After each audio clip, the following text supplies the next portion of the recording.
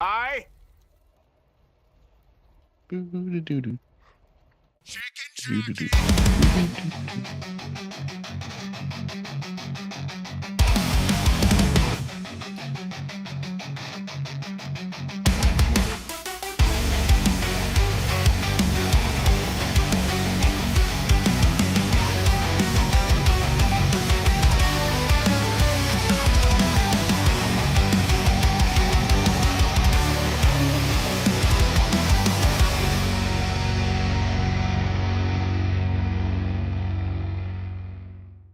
Hello, one and all. Welcome to this Memorial Day edition of Show Business. I come to you as always as Charles, otherwise known as Sipo. To upper screen right is Greg. Greg Poupet, how are you, sir?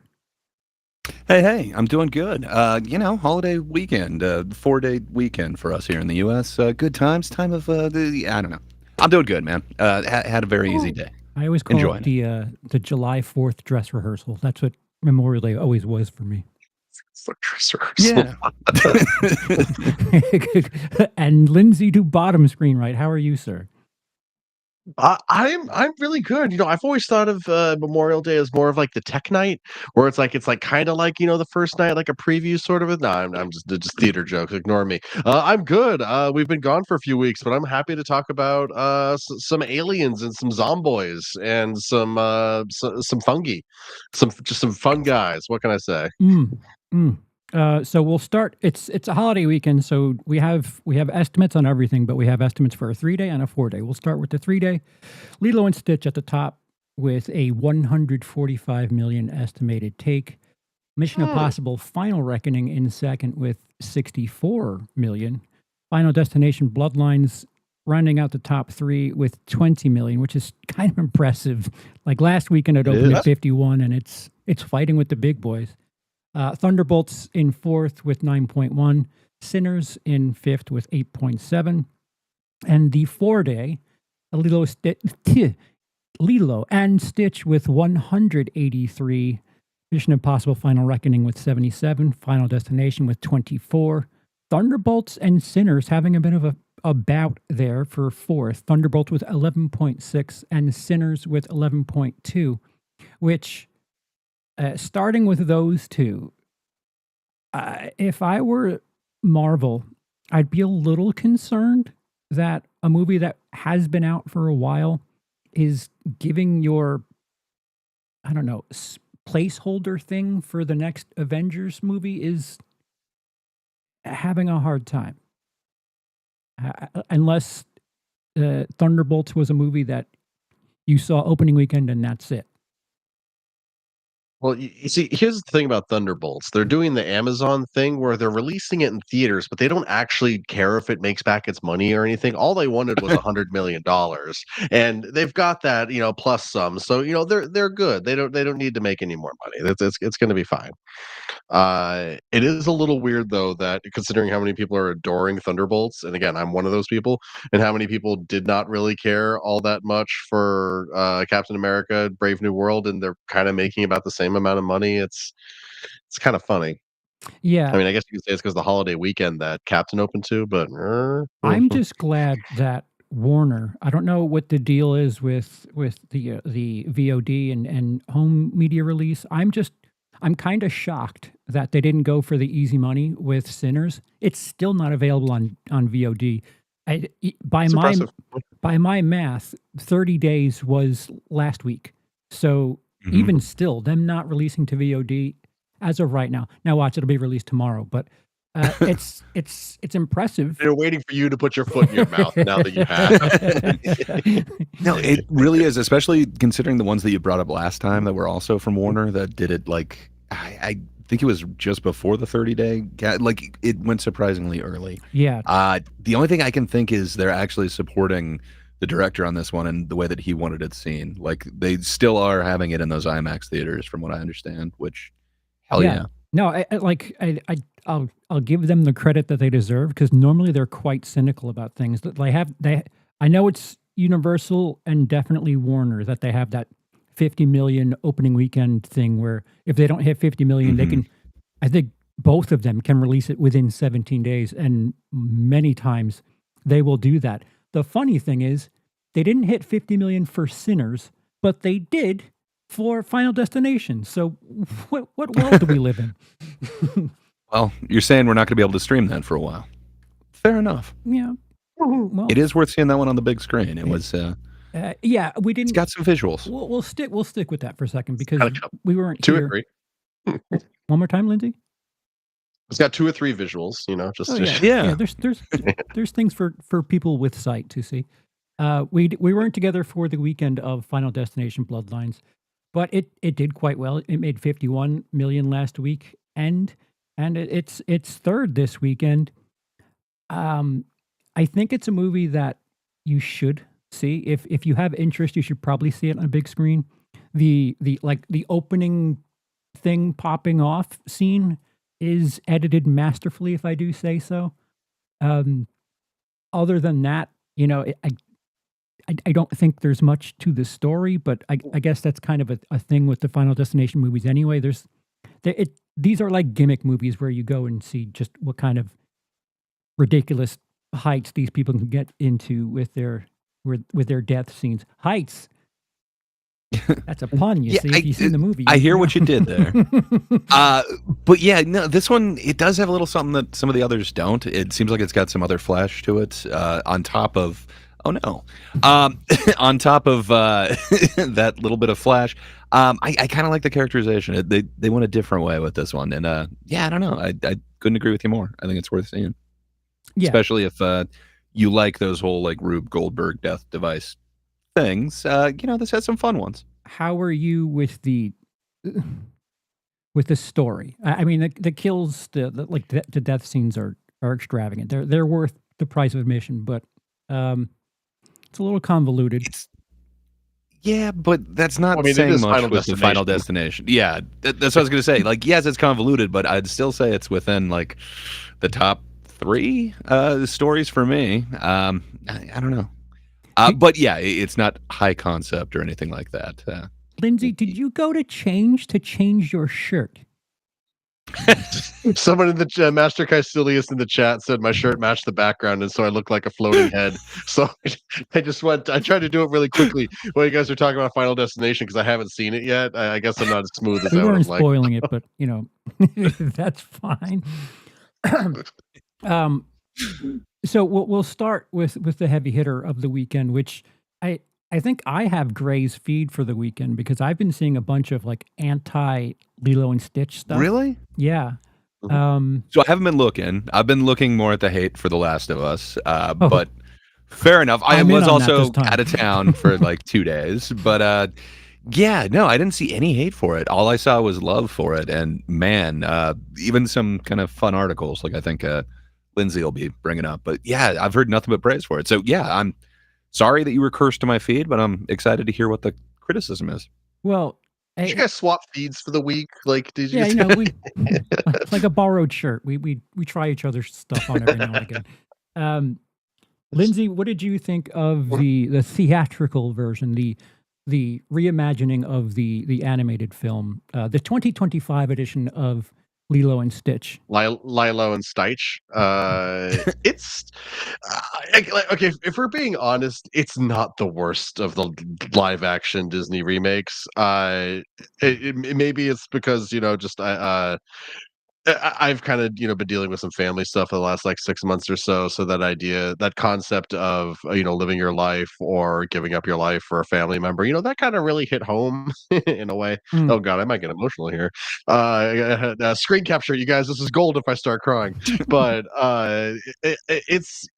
but just because it's not the worst doesn't really say that much, because some of those live action remakes have been bad, man. And this one, like in particular, I think around the middle of the movie, it really just kind of loses itself. And I know the original kind of does too, but this is an hour and 48-minute long movie. You could have easily made this 90 minutes. I feel like that would not have been a very difficult task at all to do.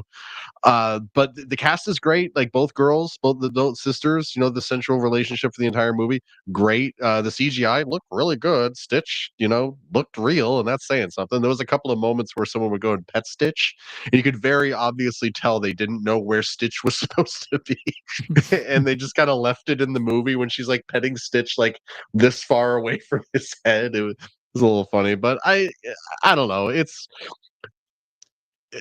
a C.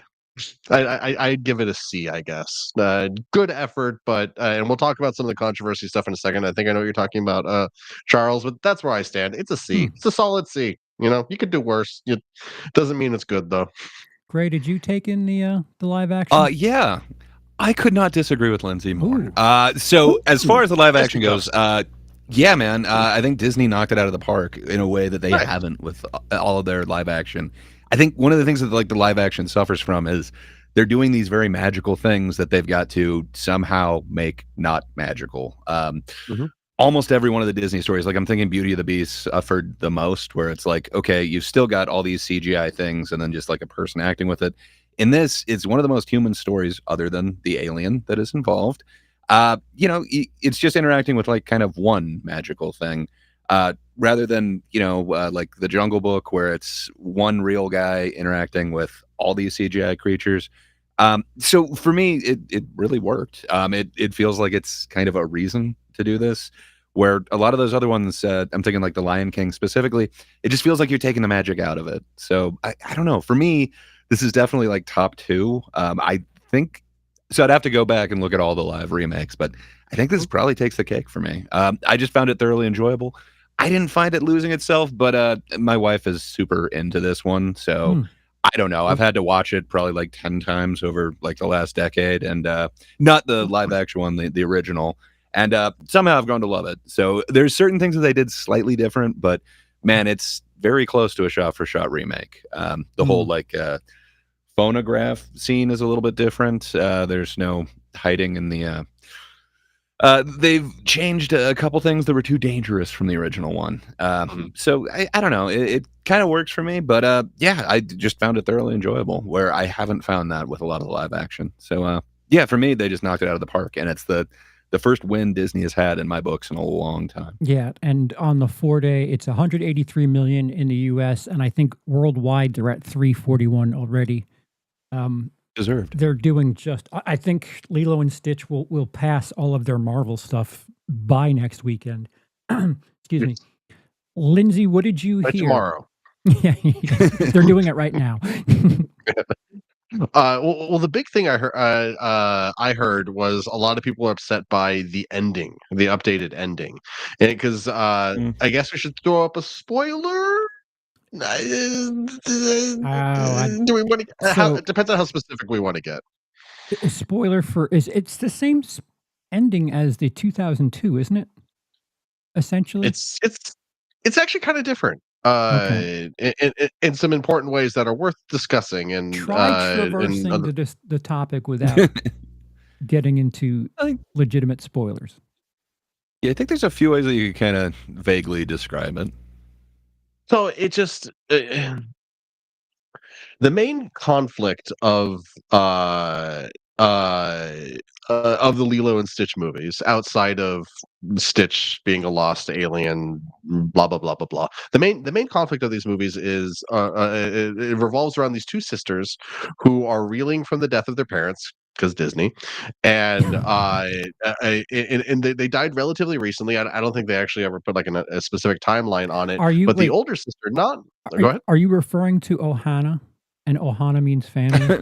Because I saw that's not present in the movie, and I was just like, I don't know if that's true. Apparently, Ohana isn't as present in the live action as it is in the animated one. So if that's not true, then It isn't. It isn't. It isn't. But basically, it's a story of these two sisters, and the older sister is just trying to raise the younger sister, and the struggles that come from that, and whether or not the older sister is going to be able to raise the younger sister. In both movies, I'm not going to say which does what, but both movies kind of go in a different direction on how to what is best for the sisters, and some people are upset by that, thinking that it ruins the concept of Ohana, like you said, but I think there's a deeper issue actually, because while it does necessarily not jive with the themes of the movie all that well, they also then find a way to undermine it.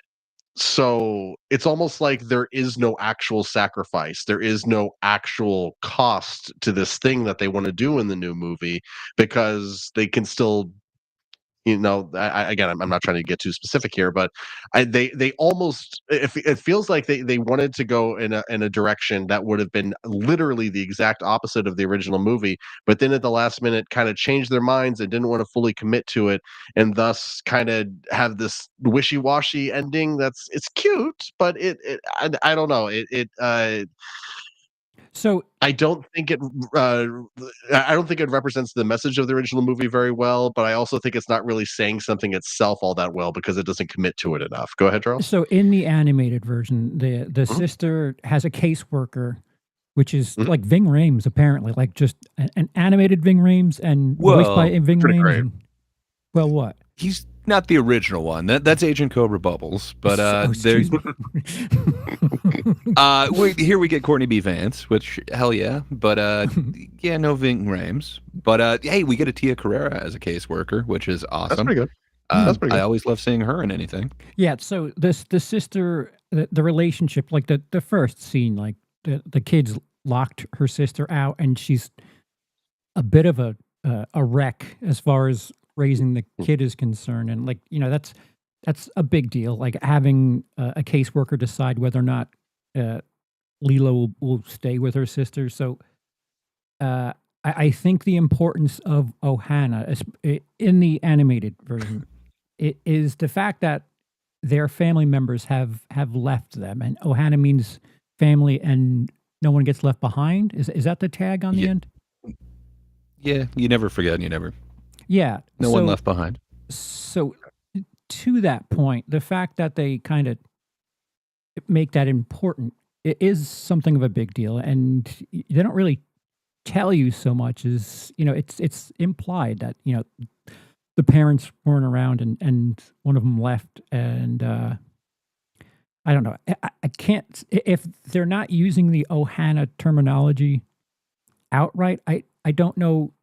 Well, I'm doing my best not to, without knowing what the spoiler is. That Gray? Yeah. So I don't know. I got a different take on it than Lindsey did there. I got the Ohana vibes, but it's kind of more chosen Ohana. It doesn't have to be birth Ohana. There's still a family message here, and there's still an acceptance, and it leaves it in a place where you could do many sequels, and I think that's what we're going to get in the near future. Yes. Okay. Yes, 100%. So something I saw, and I might have an unpopular opinion in this regard. Something that I saw, at least in my feed, my algorithm wants me to see this.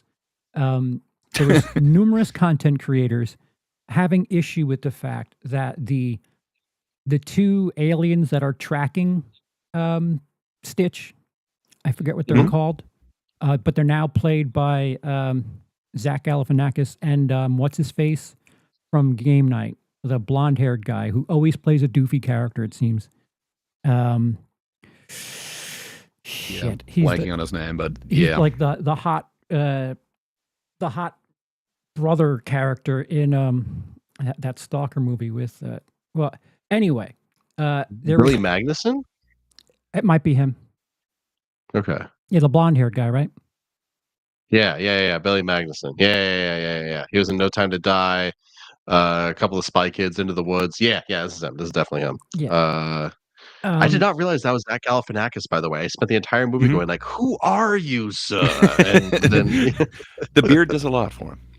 So in the animated film, to hide amongst the humans, one of the character dresses up like a woman, and it's done for comedic effect that like he's trying to blend in, but doing so rather poorly. And like that's part of the sight gag. And what these content creators seem to imply is that they should have kept that part in the live action film. And I mean, don't agree with that. They kind of do. Oh, there is kind of an attempt to blend in. It's not by necessarily looking exactly. It's not the exact same, but are they there's in an drag? attempt. Because like that's, I think that was sort the of. issue. Well, they're doing like the classic '90s, put a fedora hat and a trench coat and like a scarf all around their face so you can't see anything. And they're trying to pull that off, and it kind of works, but not really. I don't know. I Yeah. think that's one of those things that doesn't translate well from the animation to the live action, Right. because when you're watching an animated movie, it's animated. It's one thing for someone to go like, I don't know if that's a dog to Stitch when it's clearly not a dog, and like, oh, you're a funny looking human being when it's clearly just an alien. But when you translate that into live action, I don't know, it gets a little harder to do.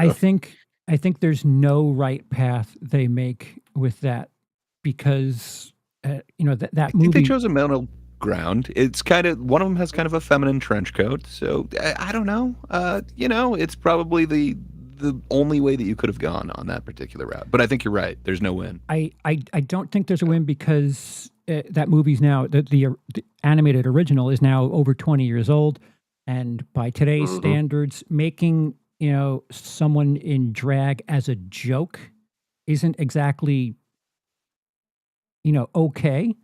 As far as something We're you're not putting, going to get a Doubtfire remake. Oh, I didn't say It's that. gonna be Mr. Doubtfire.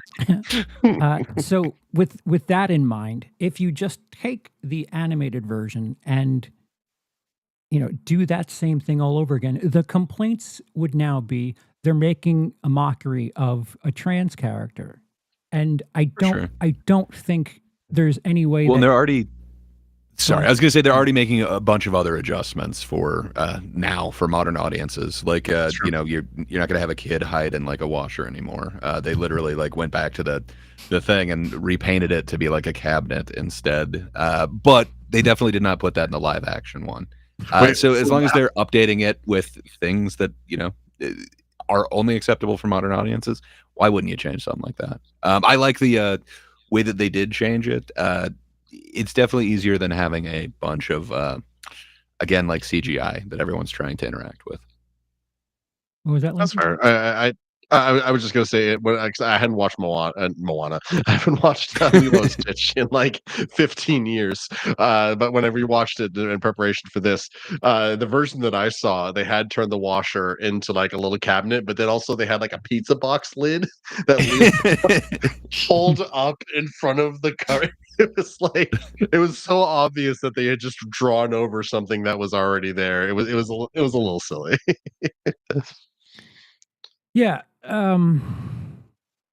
So Disney is staying woke to not be offensive, and that is why they have lost credibility as a company. No. I think there's no winning people over at this point. I think at a certain point, if you're trying to check boxes, you're going to get complained about anyway, no matter what it is. If it's a big enough piece of property, they're going to get complaints.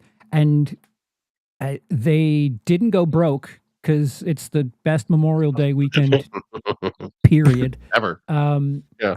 And if anything, second places. If I were a soulless person who was just chasing money, which hold out hope, that may be a thing. I would be talking about how Disney loves having characters on the islands, because Moana 2, we go back to the Hawaii with Lilo and Stitch. Like, man, why can't you get away from those islands? But I just gave someone an idea. Yeah, but I do not see how that one's going to translate to live action. That seems like it's a very magical story, and then you're going to try and make it live. I don't know. Where this one seems like the perfect way to do that. So for me, it was a hit, but I understand why everyone else doesn't like it. They did make some changes. Well, some of the changes I did like. What was it? I had it. It was just on the tip of my tongue a second ago. Was it picking your nose with your tongue? Because that's a Stitch move. That was a hell of a Stitch move. You're not wrong about that.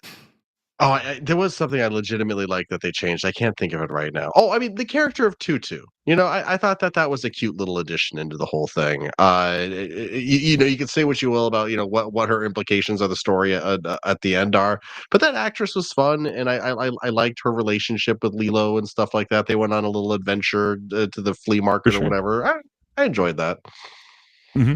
I think a lot of the changes I enjoyed, but yeah, I can also see why they made a whole bunch of the other changes. And the only thing I didn't touch upon that you did, man, the CGI in this is pretty amazing. Like just the fur texture is just like kind of amazing. And then when he gets like even wet or semi-wet, man, they've made leaps and bounds in CGI realism, I guess you'd want to call it. But yeah, you can still tell it's not quite real, but man, it's getting there. And I kind of love this character as you know, like this little sugar glider without the tail.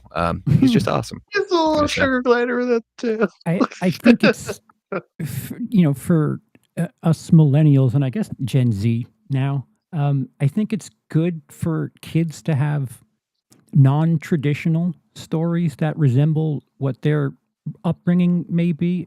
However you feel about, you know, no parent households or anything like that, to have a family film that takes place in a, you know, a non-nuclear parent situation. I think it's good for kids that need to hear that, you know, because you don't have your mom and dad or either, or, you know, if your guardian is a sibling or something, at least it's saying, yeah, that's, you know, it's not the end of the world. You're not a weirdo for being in that situation, even though it's an alien in the movie. But I think it's heartfelt, and picking fights with a movie for things that it does or does not have when it's wholesome like this, I think it's missing the point. And again, if I were Disney and I saw that black book there, the amount of money they're making, you did fine. Don't worry about it. Yeah, and I think it's going to continue. Sure. I still bet the bank on it. This is going to be a $1 billion movie. There's no way this one isn't. And Scott V in the chat happened to mention that Flow is the best animated movie of last year. I totally agree. I don't see it being ever as popular as this, just because it does kind of look like that, you know, Blender animation. It kind of looks like a PlayStation cut scene. Like, man, does that go away really quickly? And then you just totally got immersed into this thing. But I can't see, I don't know, something being a $1 billion movie. That's quite like that one. That just seems like one in a million. So I love that one. I'm glad it won the awards that it did last year. But this one's more for the mass markets. I've been needing to see Flow. I've heard nothing but just amazing things about it. Like I love me some good animation, man. And I need to get, especially after watching Lilo and Stitch again. It's like, man, I need some like classic like hand like, injected like right into my eyeballs. Like, was that the last time they did hand drawn, like one of them in a major release? I mean, because they still do like it one of their last shit, really, right? I think so, yeah. But I think Lilo and Stitch was one of the last big ones that they had. Because like, what came out first, like Brother Bear and like Home on the Range, or Lilo and Stitch? I know Brother Bear and Home on the Range were a big part of why they stopped doing hand drawn, but I think Lilo and Stitch came first. Well, I'm that thinking sounds of right, but like I just lump those together. Lion King 1.5 and like all those movies that got like pushed. Little Mermaid 4. They like outsource all of those things. I could be wrong, Did but they? I can't see those as hand animation. AI maybe I don't know. And some of those Disney sequels are good. Aladdin 3, I unabashedly love. Lion King 2 is surprisingly good, but you know, there's no need to go out of your way to see them. The more you speak, you know that, right? I'm just saying, Aladdin 3, they brought back Robin Williams. That's all I'm saying. What is Aladdin 2? Revenge of Jafar. Jafar's, yeah, that's the one. I don't know what you were about to say. Jafar's Wild Ride. I was going to say Jafar Strikes Back. I can't remember. Something about Jafar. A Jafari cruise. So in second, which I don't know what I was thinking about the last time we spoke about this, and I was like, billion dollar property, Mission Impossible. I didn't realize that none of those movies came even close to $1 billion. So I guess 77 million for a 4-day is pretty strong. Apparently, that's the strongest a Mission Impossible film has done. And it can't be crazy. That's the strongest for an opening weekend. Okay, I'll totally believe you, but man, I would have thought that was a stronger franchise. I know the last one didn't reach exactly what they wanted, and that's why we didn't get like a direct sequel. But Yeah. Man, I just would have thought it was a bigger franchise than Well, that. they've never come close to $1 billion, which is kind of shocking to me. And for all that effort that poor Tom Cruise is trying to get himself offed in these movies, and I'm certain the embargo is off, but I don't know. I think it is now. It's Gray, out. why don't you tell me how you felt? Because I might be a big wet towel on things. How did you feel about Mission Impossible: The Final Reckoning? So I haven't seen the last two, so I went ahead and didn't watch this one. Oh. I'm sorry, man. I haven't seen it. Oh, did you watch it, Lindsey? Did I misinterpret? Who watched it? I hadn't, but I do have a funny Mission Impossible story. Oh yeah, I just had a couple things spoiled for me, so I did mention something backstage. So I'm sorry if I confused you with that. I think I informed, because I said I was seeing Mission Impossible. I think I asked you guys to see Lilo and Stitch. That is my fault. I'm remembering now, and apologies. Didn't want. I watched the Apple thing that you watched, but I didn't make it. We could talk about that. Yeah. All right. So what were you going to say, Lindsey? What joke were you going to make at my behest? Oh, my dad he shot a scene for Mission Impossible 3, but it got cut from the final thing. But he was the in the movie, he was the dad of the girl who died in the opening scene, whose name was Lindsey. So he just had to be at a funeral and sad that his child named Lindsey died. Aw. That's kind of cool. He got a dress rehearsal in a way. Jesus Christ. Most of us don't get that. All right. So since I'm not bouncing this idea off anyone, I have a letterbox review if you really want to hear my thoughts. Ooh, yes. I think Fallout is the best Mission Impossible film. And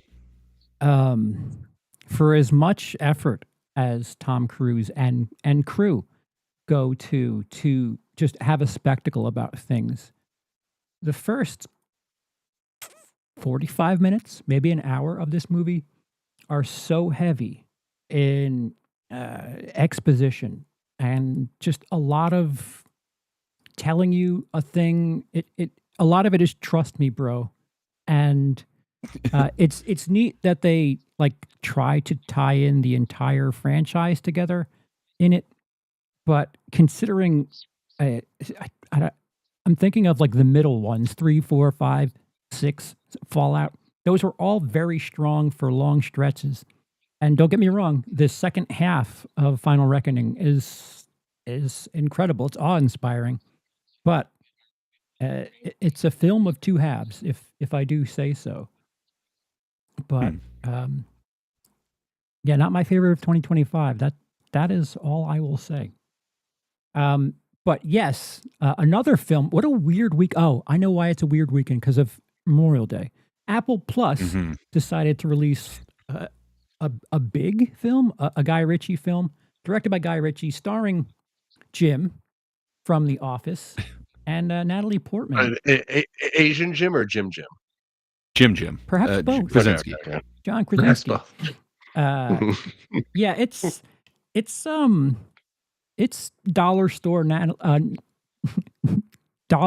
national treasure. It's hard to think about Natalie Portman while trying to say national treasure, but it's okay.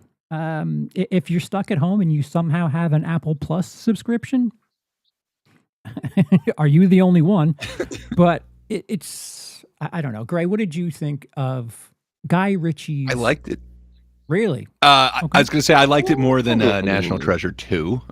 So if you're like really wanting a movie that's somewhat in that vein, I liked it a little bit more than 2. But yeah, it feels like it's Guy Ritchie's kind of take on this action adventure trope that it feels like we've gotten a bunch of different kinds. Like Indiana Jones, National Treasure, like all these type of adventurers. So I don't know. It didn't feel like there was much original in it, but it wasn't the worst one of its genre. Right. So it's decent if you got some time. Not the worst. I think if you're going to watch something that's like run of the mill, it's something like this where you actually see the quality of a good director. Like it's very samey. It's for the most part forgettable, but shot selection and where the camera is put, like, again, the story's not going to win you over. It's not going to wow you. the third act, there's some Prometheus shit that happens in the third act. I was like, oh, that's kind of Prometheus-y. But it's when these Wait, if this is a surprise alien Guy Ritchie movie, I need to see this right now. No, but there is like a parallel where it's like, I remember this. Okay. It may not just be Prometheus, but if you've seen it, you know what the hell I'm talking about. Gray, you know what I'm talking about, right? There's also there's also some heavily borrowing from like Last Crusade. There's a bunch of stuff thrown in here that's like, I've seen that in different ways, but it's kind of fun to see Guy Ritchie's take on it. It's definitely a competent director. My point is, if you watch 2 3-star movies, just like 2 things I'm going to forget about in a month, and this one's just like a hired gun, and this one's Guy Ritchie, you're going to notice the difference in subtle ways, and it just even though it doesn't have much taste to it, there's visuals to it. There's some sort of it looks like it's supposed to be expensive at whatever the hell that means, but I could just tell that it was a decent creator behind this film. That's the thing about Guy Ritchie. Like his not his Camelot, his King Arthur movie is not good, but God, is it fascinating to watch and just be like, what were you on when you wrote this, sir? It's like a wild and that was supposed to be trip. a franchise. I want to see where it would have gone. Like you were going to get Knights of the Round with that. Man, it could have been fun. Yeah, Sherlock Holmes is one of my favorite movies. And I just had to rewatch The Gentleman recently, and it's just flashy. Which one? Not the series, the movie. I don't know if he directed all of the in different series. ways. Yeah, it's I don't think he did. One more time. I think he produced the series, right? I thought he directed at least one of the episodes, though. Yeah, he's. Either way, it's a good show and it's a good movie. Either way, it's like they're both really good. Yeah. Yeah.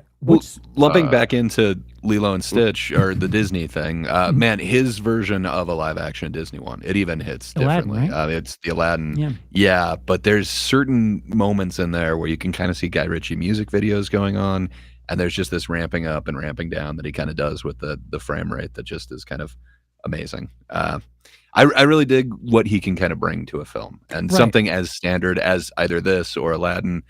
I could see it going completely different in another director's hands. Where man, is he competent? I guess the same way if you're watching Doctor Strange: Multiverse of Madness, you're recognizing some Raimi stuff in there. Granted, Marvel probably slapped his hand a little bit, where it's just like, no, you have to do this much of this, but you're definitely getting some Raimi in there. That mirror scene. Yeah, it's total Raimi. You can tell. 100%. Yeah. There are times where if you give a director a little bit, you can tell. And I don't know what happened. Sorry, I was just reading Jacob's comment. Did you guys cover Mission Impossible flashback exposition yet?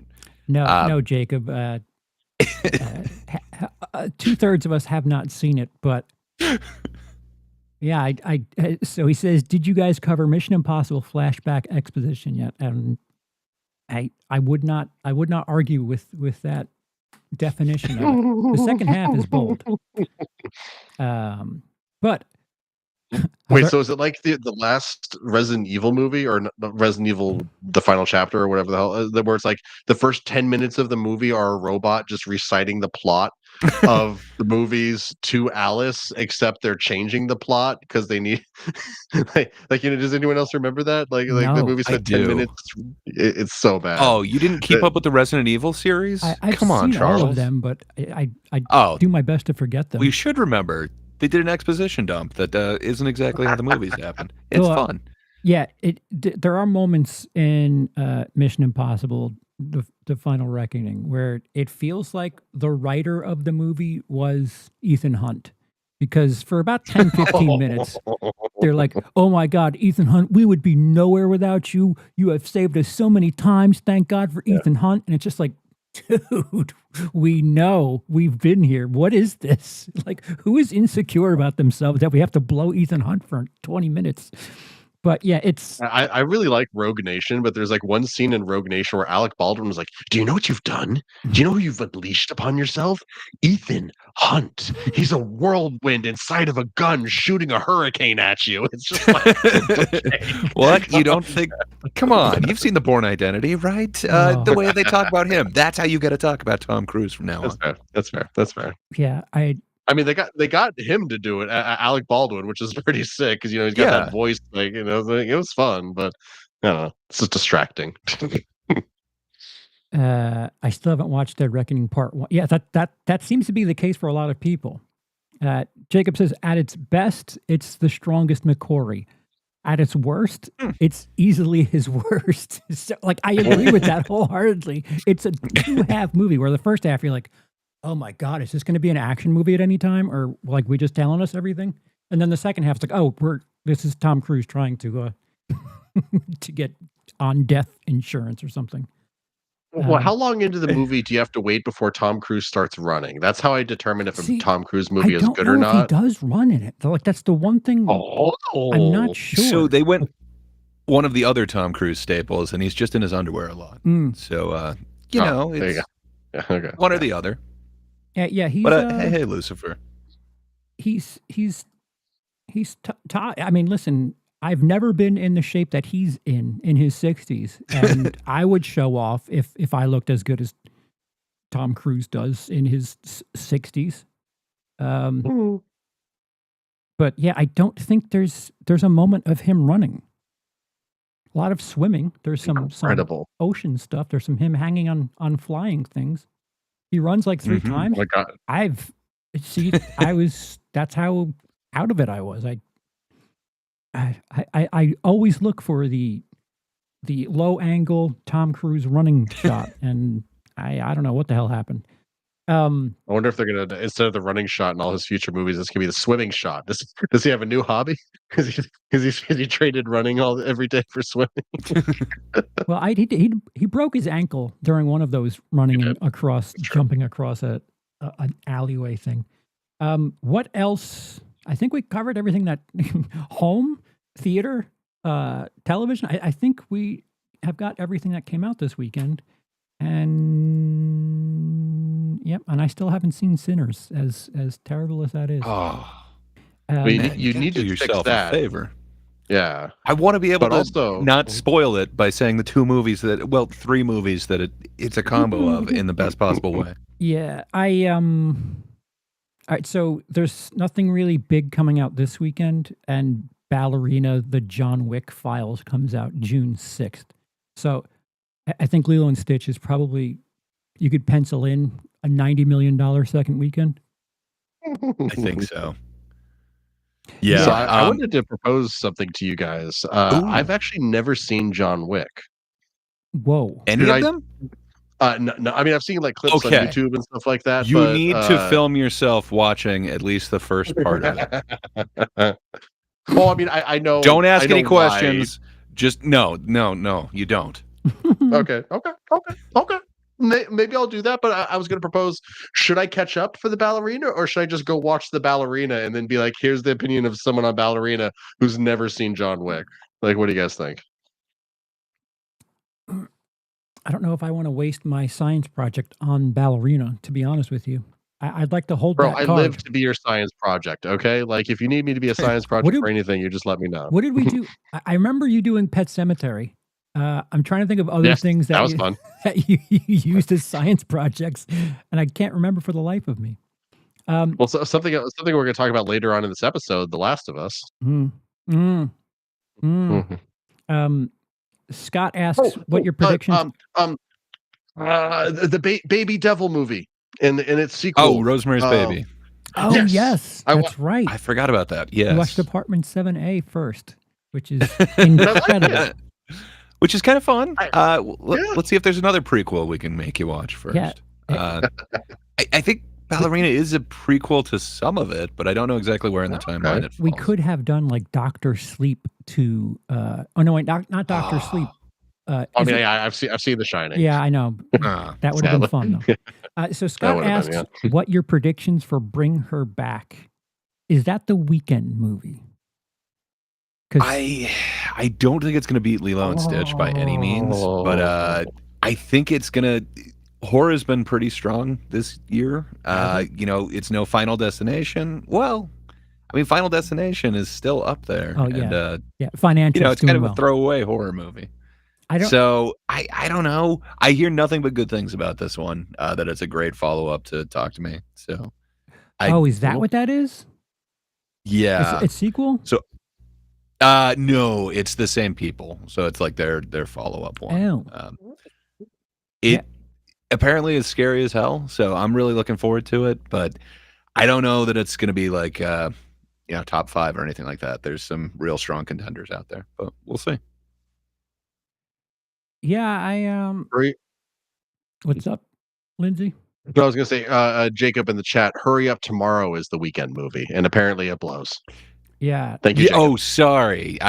When you Okay. said the weekend movie, I thought you meant like, is it going to be the movie of the weekend, not the movie with the weekend in it? No, sorry. That one is the yes, unfortunate.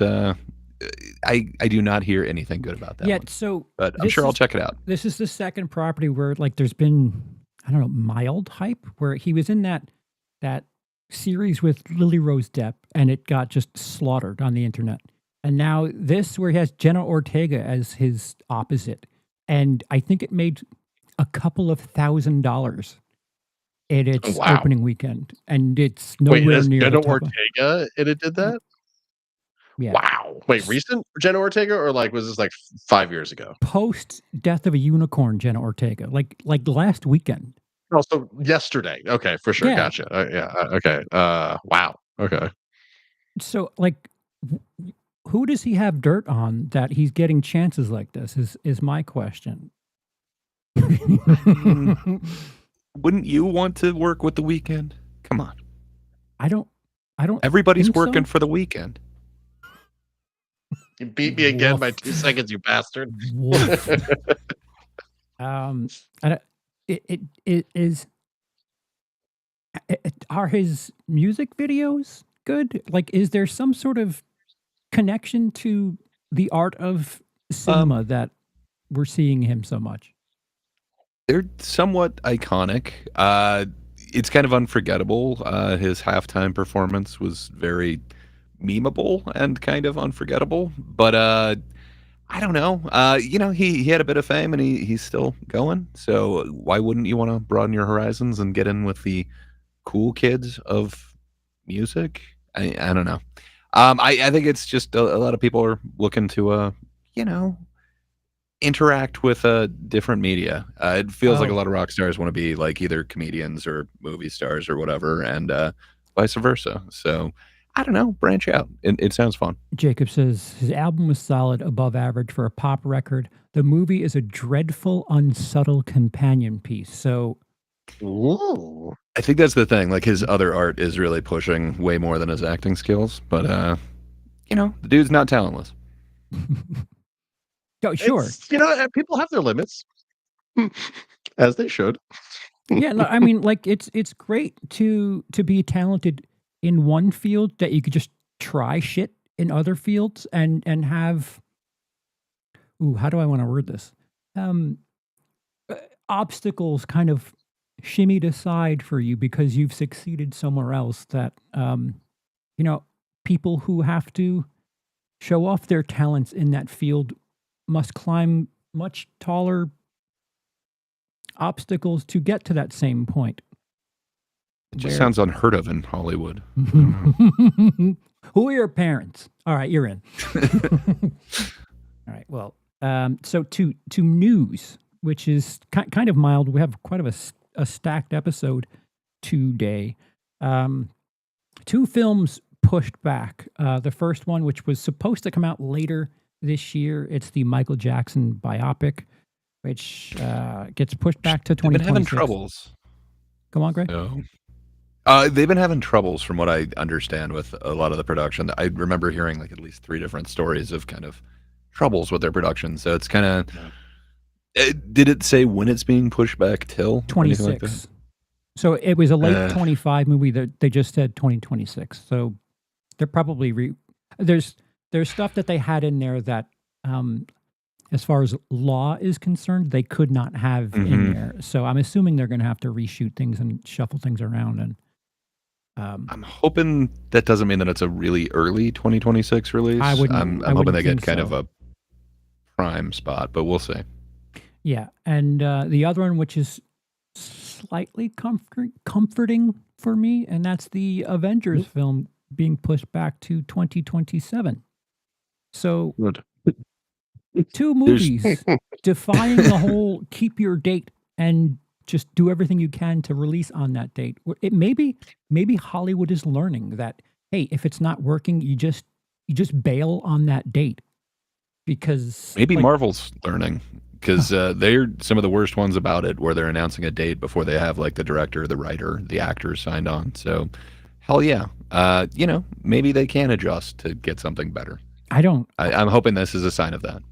So the Michael Nice. Jackson biopic, like so legally, I'm assuming that legal hiccup that they had stuff in there that they can't legally have in a film. That's one thing.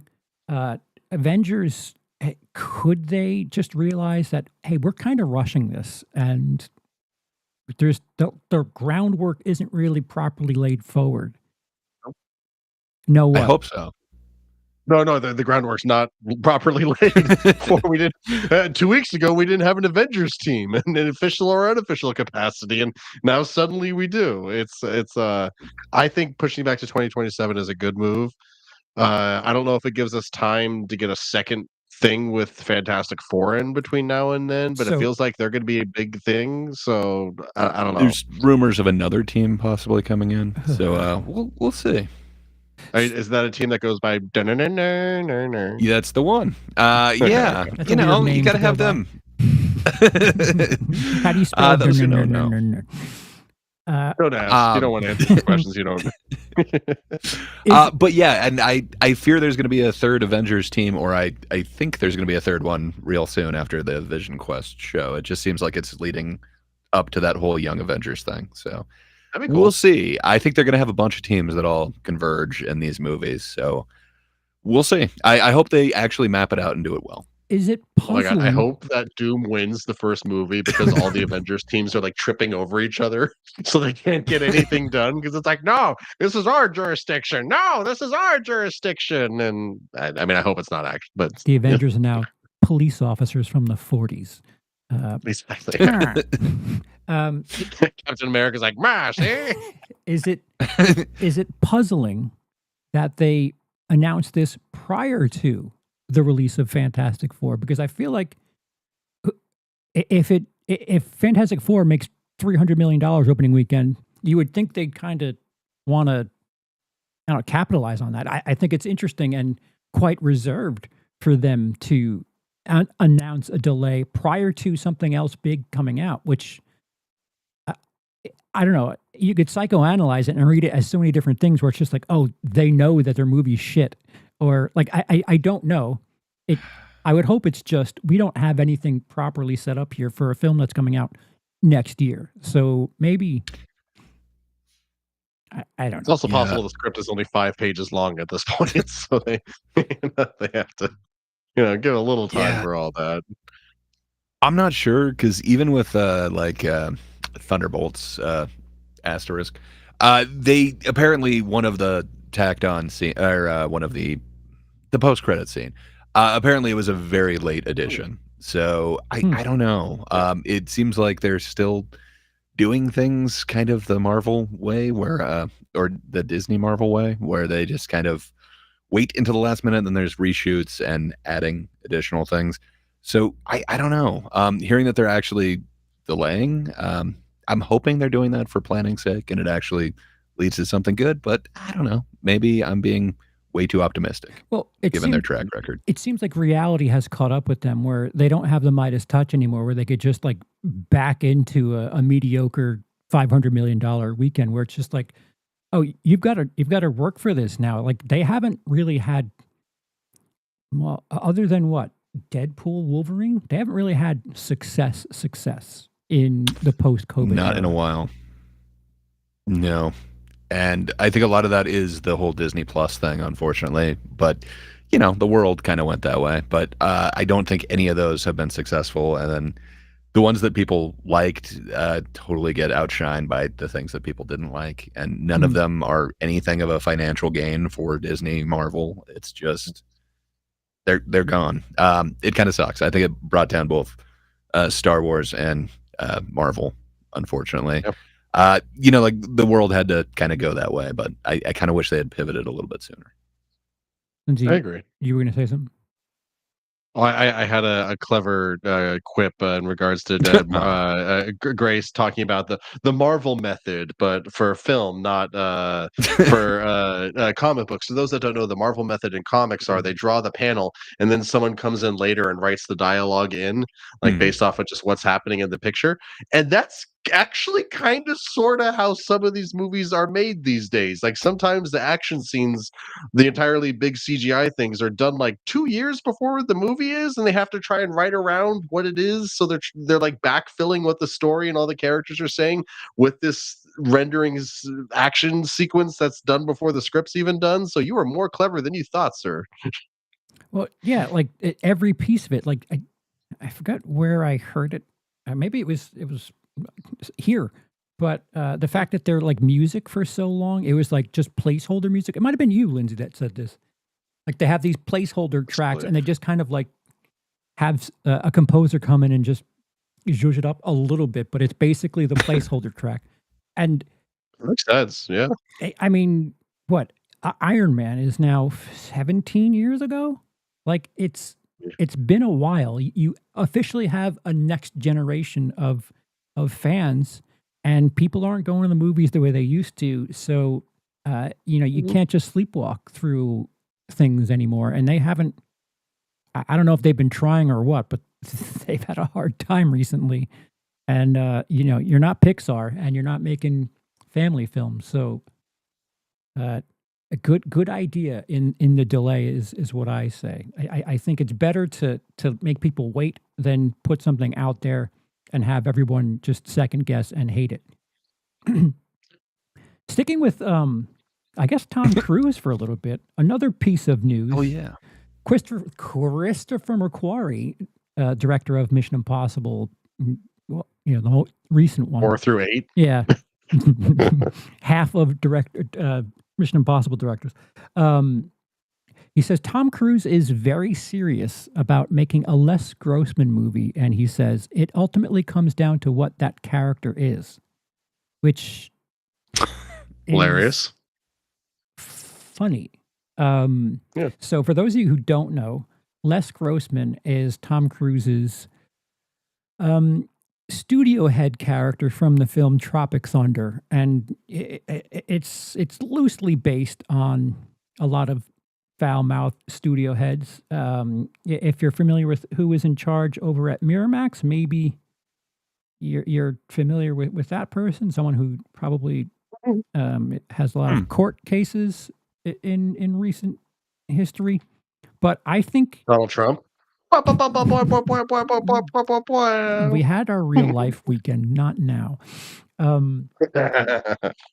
So considering what Deadpool did, how they kind of roasted the comics or comic films and how they're doing right now, wouldn't this be a perfect scenario for a Tropic Thunder universe movie to just kind of take the piss out of Hollywood right now? Because if there's anyone that could use a roasting, I think it's Hollywood.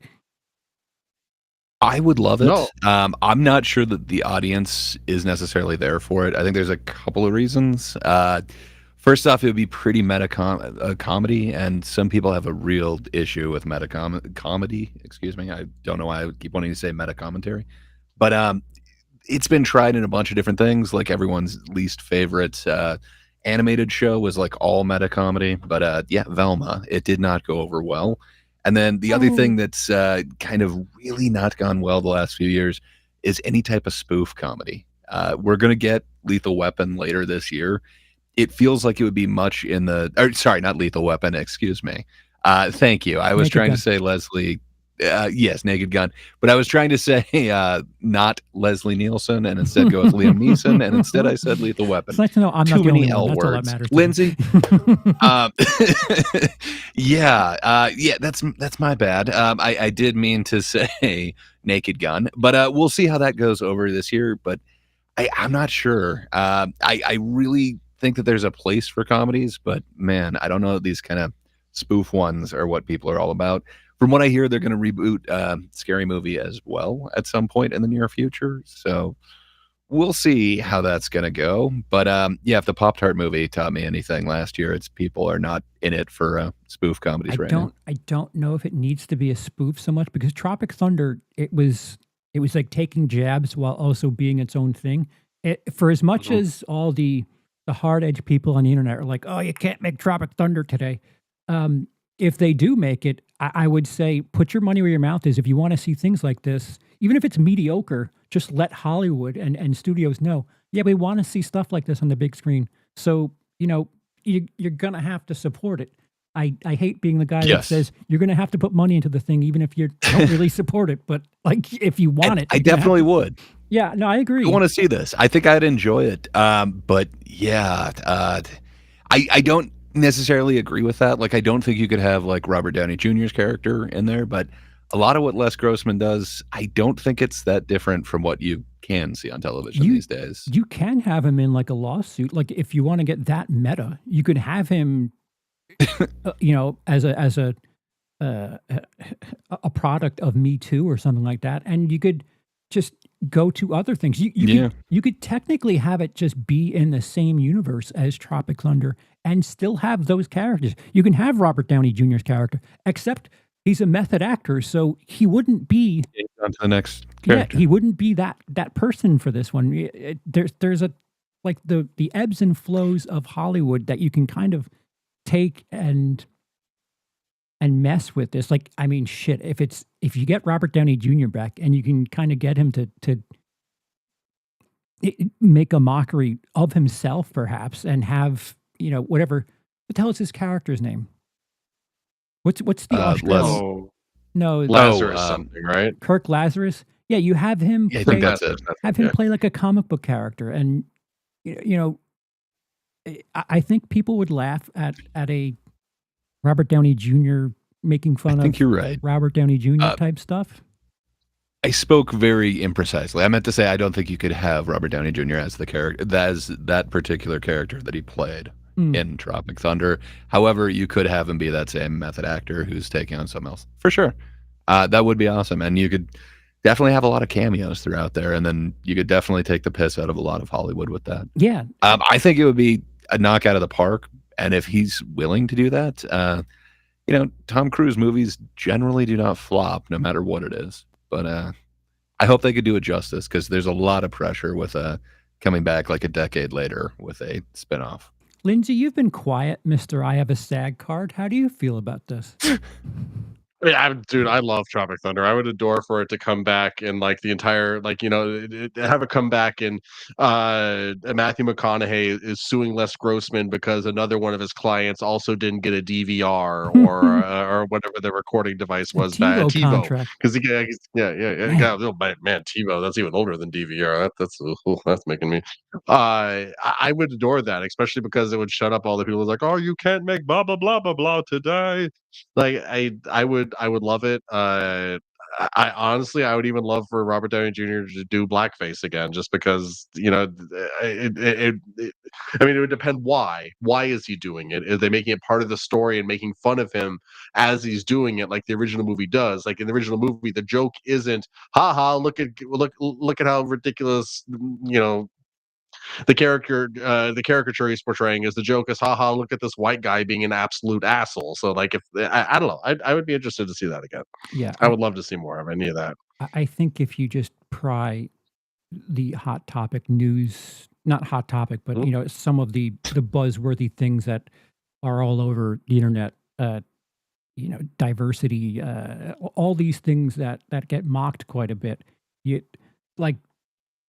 It doesn't necessarily need to be a Tropic Thunder movie. It could be, obviously it's going to be in that universe. No. What? I was going to say, no, it doesn't have to be a movie at all. Make it like the Penguin to the Batman of the Tropic Thunder that'd be cool. universe. I don't Yeah, know if okay. I Have a don't know if, series on this. I don't know if you're getting Tom Cruise for small screen stuff. Is the point? Tom Cruise. What if it's is- Apple? I If it's home box office? They're back now. It's not just Max. he can't put Skydance stuff on HBO. I don't know. I think it's interesting. So it seems like, you know, it's not on the table, but it's also, it doesn't seem like there's a script. It might be that they're working backwards. I don't know why Christopher McQuarrie would be saying that and not Tom Cruise or not Ben Stiller, which it's interesting. It's an interesting thought process where it's just how you create ideas. If you've watched The Studio, art imitating life, imitating art, imitating life. So on to the television programming. I guess we'll start with the thing that's been out for a little bit, and then we'll close with the big weekend finale. I'll put a screen up so that you guys know to either click on or off. But for right now, we're going to be discussing the second season of Andor, which I finally caught up with. And if I have to sit through 9 years of Disney content to get things like Andor, I'll take all of the bad, because holy shit, Andor was incredible. Yeah. It's not for kids though. Like it's miserable. It's absolutely miserable. But I don't know. How do people have a problem with this? Is my first question, Gray. Well, people are finding little things to kind of have issue with. So I see Rudy in the comments said that he just saw Andor season 1, episode 1, and really liked it. If you like that, Oh, boy. just wait. Man, it takes so many turns, and the arcs on it are so different than you're expecting. But Yeah. man, does it get better. It's the Penguin to the Batman for me. You It like that somehow Penguin, huh? elevates. I like the Penguin, man. It's one of the better TV shows that involves it. But to me, that elevated the Batman. This does the exact same thing for Rogue One, and then also makes the impact of A New Hope way more tangible when you get to kind of see what's going on with this. Just, man, it is a masterpiece. It's exactly what I've wanted from Star Wars for so long.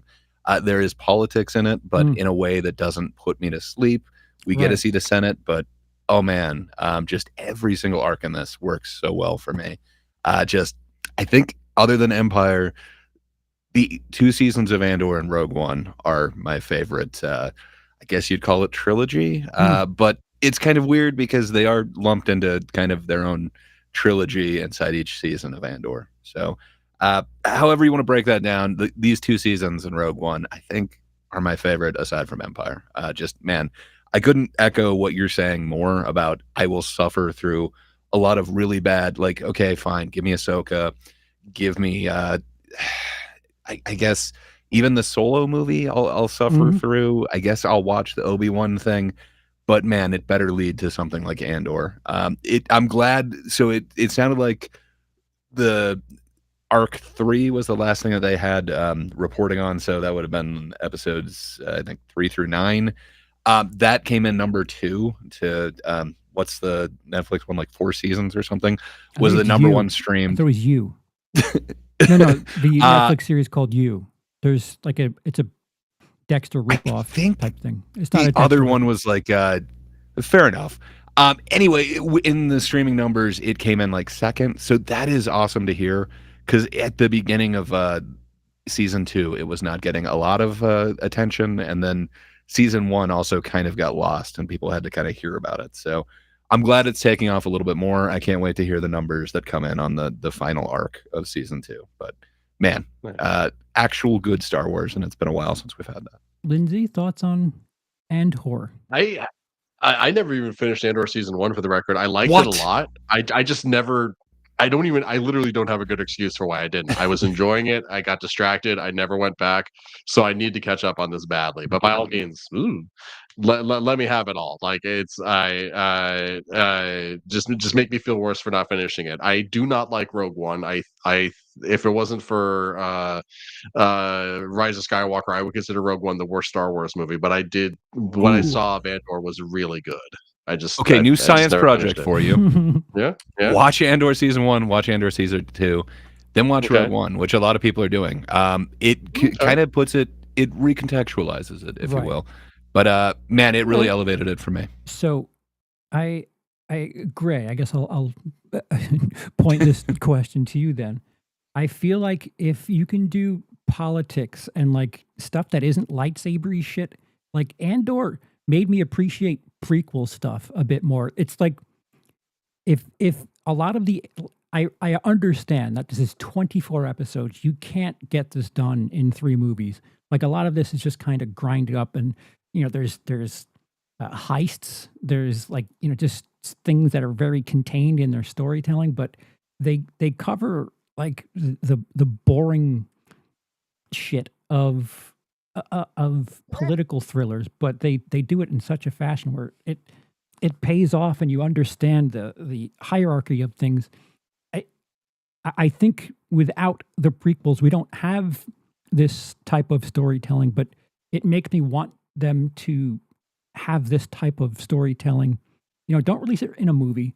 Make a TV series about prequel era politics. It almost makes me want to, all right, do a Clone Wars series like something like Band of Brothers or Saving Private Ryan, and have it be this long-term thing, and just have it be miserable, because it seems like it works. If they just kind of have this treatment for the smaller aspects of movies that we aren't so fond of, I think it'll make other people like us appreciate it. Because like you said, Gray, there are moments in both A New Hope and in Rogue One where it's just like, oh wow, these 4 episodes make this little scene right here that much more emotional. Interesting.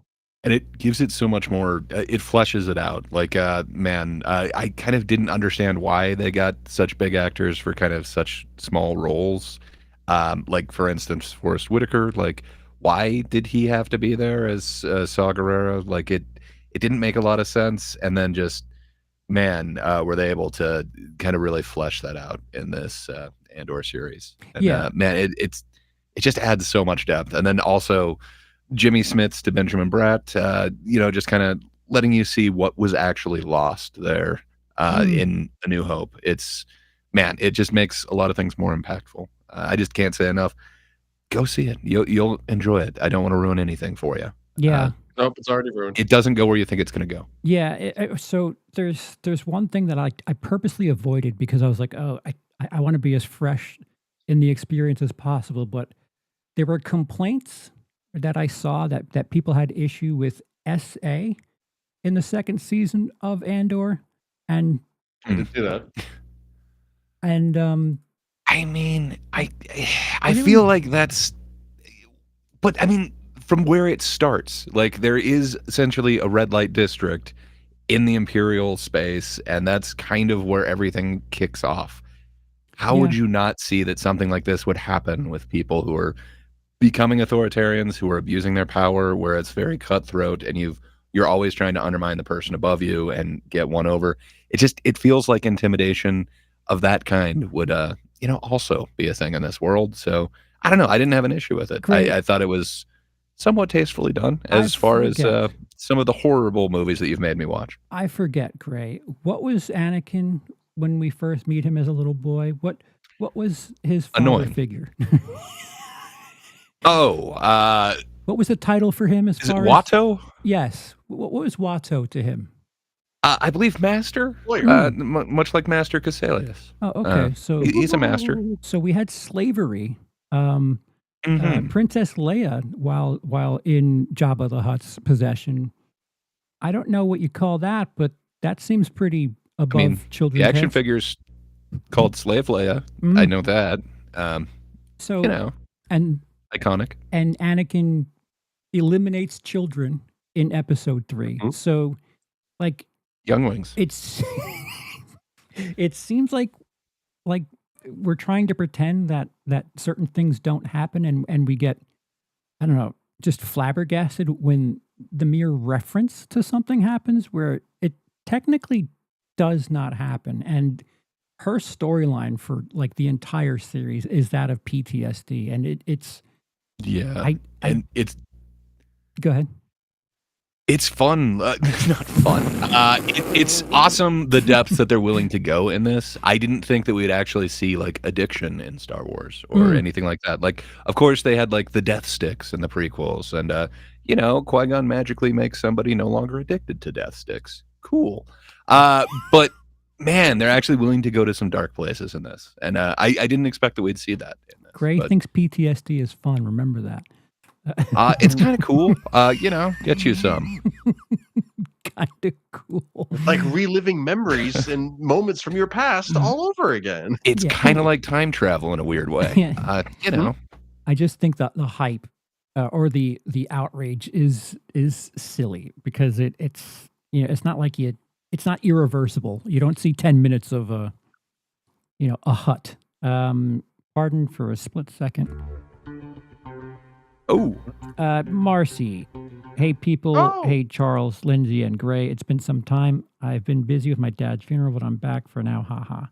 Well, thank you, Marcy. I appreciate it. Hope things are. You guys are doing okay, man. Yeah, I don't have words that would make anything better. I realize it's a process, and it's going to be a bit, and we're with you. Thank you, and welcome back. Yes, welcome back indeed. Okay, so since Lindsey just doesn't watch anything, it seems we'll just mosey right on to the next thing, and it's the freshest thing, and it Indeed. is Last fresh. of Us season 2 of 5 or 4. Well, what's the projected season count for this right now? Is it 3 or is it 4? 1,000. It's 3, but I think 4 is rumored. They're for sure committed to 3. Yes, yeah. I mean, 3 is as someone who finished watching the season moments before we hopped on stream here. There's definitely going to be a season 3 or the worst cliffhanger of all time. But yeah, no, this is a pretty good season of TV. I think this first season is stronger just because it's tighter and it complete. doesn't have. I mean, complete. It's complete. It's tighter. It's more focused. But I'm interested to see where this all goes. Yeah. I want to see this all play out, and that is a hell of a cliffhanger to end a season on too. But it's. So for re-reference, Lindsey, you have experience with the first game, not the second game. Or none? No, I've not played either game yet. Yeah, Okay. no. Okay, Yeah. that's interesting. That's interesting. I've been like defending like minor issues that people have had with this show. I'm like, just wait. It's you don't know how it's going to finish, and holy shit, how dare you make me defend you all this time, and you just blue balls everyone with that episode. There's things that happen. It is television. Like, come on, they got to leave you on a cliffhanger. So but, I will give you the story of how I had my experience with Walking Dead sour.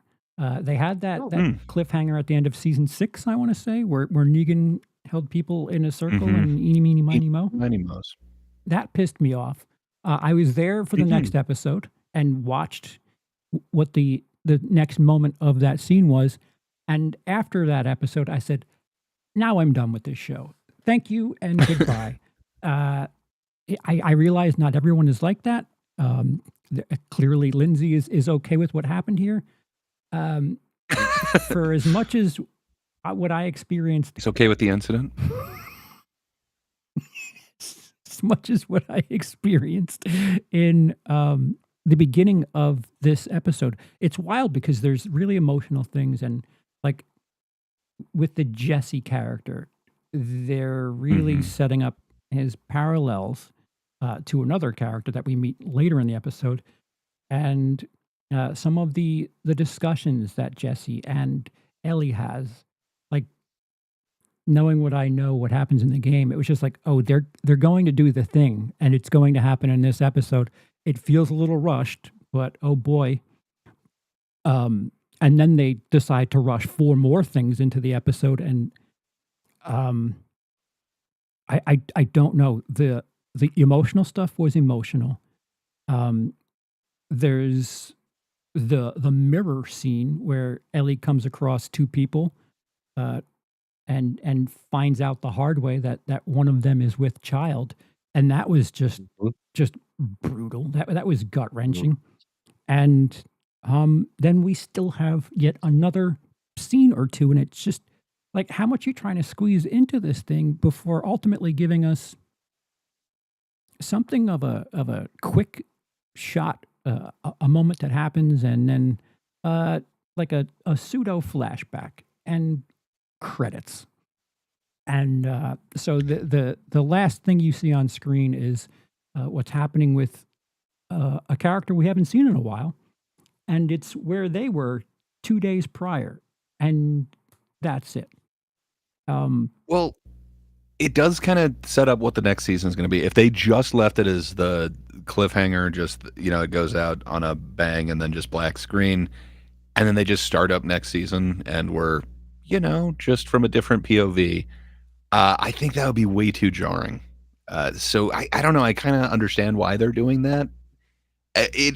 And I do want to give you and Cody credit. You both said, well, where you'd go ahead and split the season is essentially at the theater, which is, kind of a prolonged way of doing that and rushed at the same time.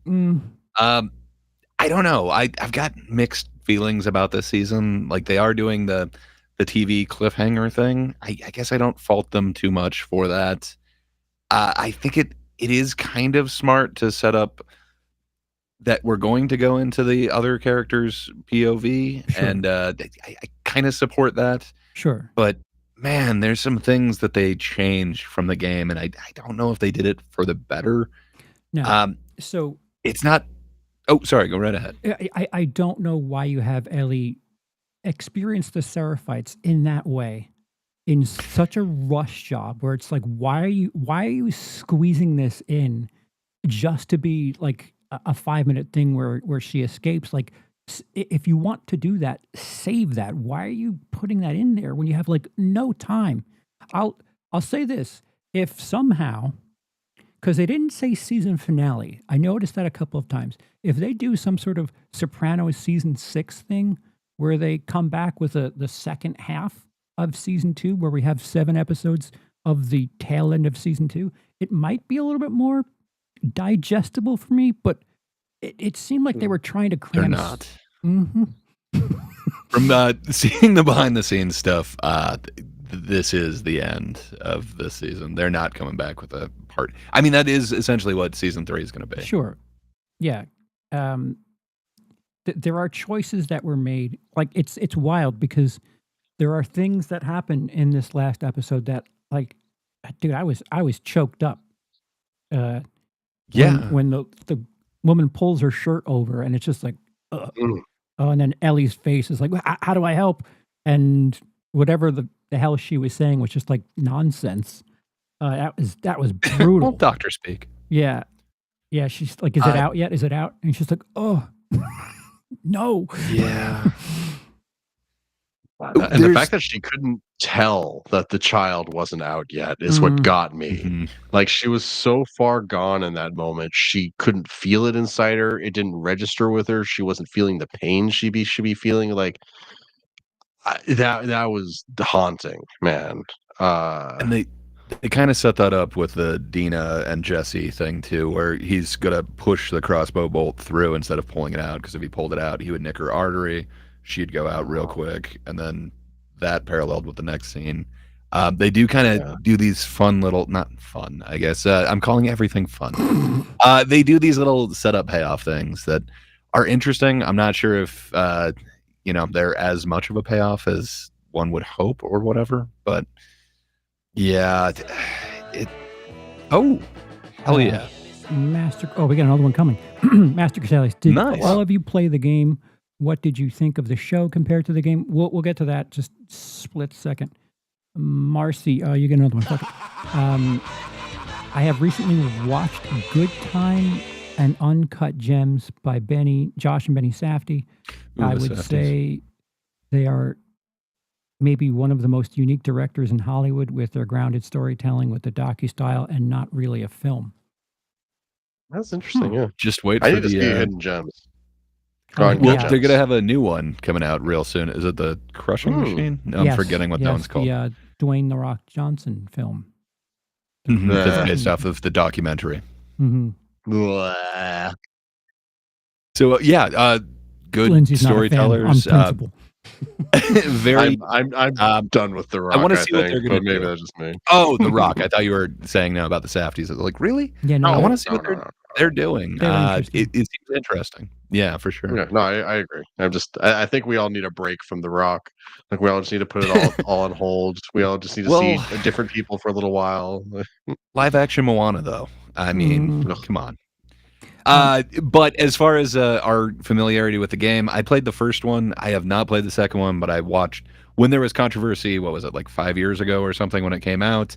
I did watch a playthrough of it, and then Charles recently did a playthrough of 2, Poorly. and or picked up his playthrough of 2, and I watched along with that. So I'm pretty refreshed as to everything that's going on with both of those games. But Charles, you're even more familiar. You actually played the second one and made it through. Yeah, with my shitty memory, even my recent experience is still kind of foggy.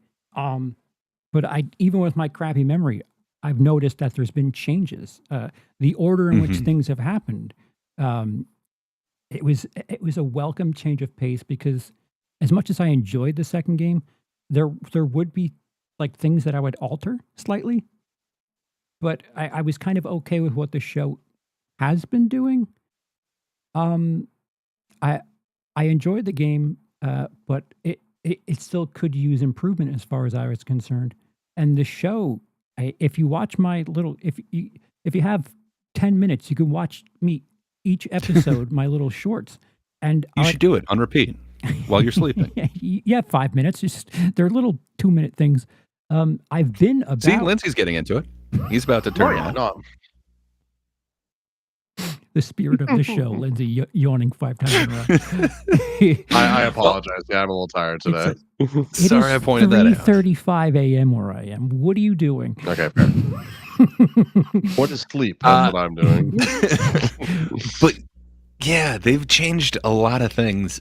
Some of it, I think they've changed for the better. Like they've kind of heard some of the feedback, but man, some of it feels like they've changed kind of for convenience or justification of other characters. Like I like what they're doing with Dina. They're making her super smart and making her actually be useful and a reason to be on this trip, but they're doing it at the expense of Ellie. And man, it just kind of is. It's making me. I don't know. I got different feelings of Ellie in the actual game than what they're showing in this film. Like in the show, I should say.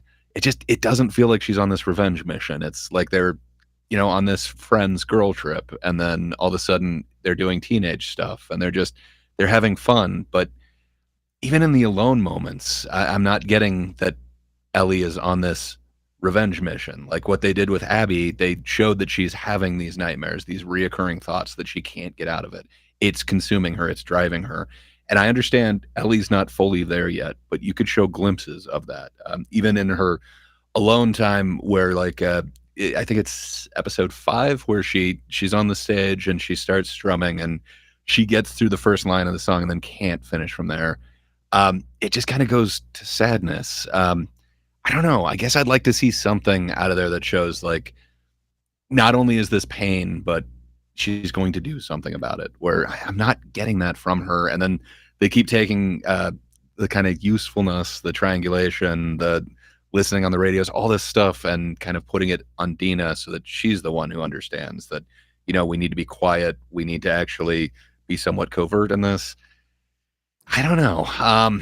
But I like the changes they made for Abby. I think those were quite smart changes for me. Part of the problem is with your very complaint that they're not really making it seem like a revenge mission. They alter that experience that Ellie has with that couple that she runs into at the end, and it's far more emotional. That is not someone who. Now, granted, there is the moment where they're getting ready to leave. After that, they're like, we got to go. I think it's Dina who says it actually, and it's like, okay, that would have been an interesting twist to just take the show in a different direction. But to your point, Gray, I don't think having that experience with the pregnant woman, I don't see someone who's out for revenge. I see someone who might have been like turned like, oh wow, this is maybe not the best way to do things. I'm a monster. And I don't know if that was enough, especially with the 5 minutes we get that moment with Abby where as someone who's been on board for the entire way, the last 10 minutes of this episode, I was just like, what's the hurry? Like, you're coming back. Clearly, you wouldn't end the season like that if you didn't. So what is the hurry? It did. Like, as someone who doesn't know the games, it does feel weird that like there's like this whole war going on between the wolves and the scavs, the scarves. What are their names? Scars or Seraphites. You'll know them a lot better next season, apparently. That's fine, but they call them so many different things. It all starts with S's, so I just get confused. And scarves not a word, but scarf is. And so well, they're the Seraphites, but they've got scars, so call them scars. They've got the Glaswegian smiles.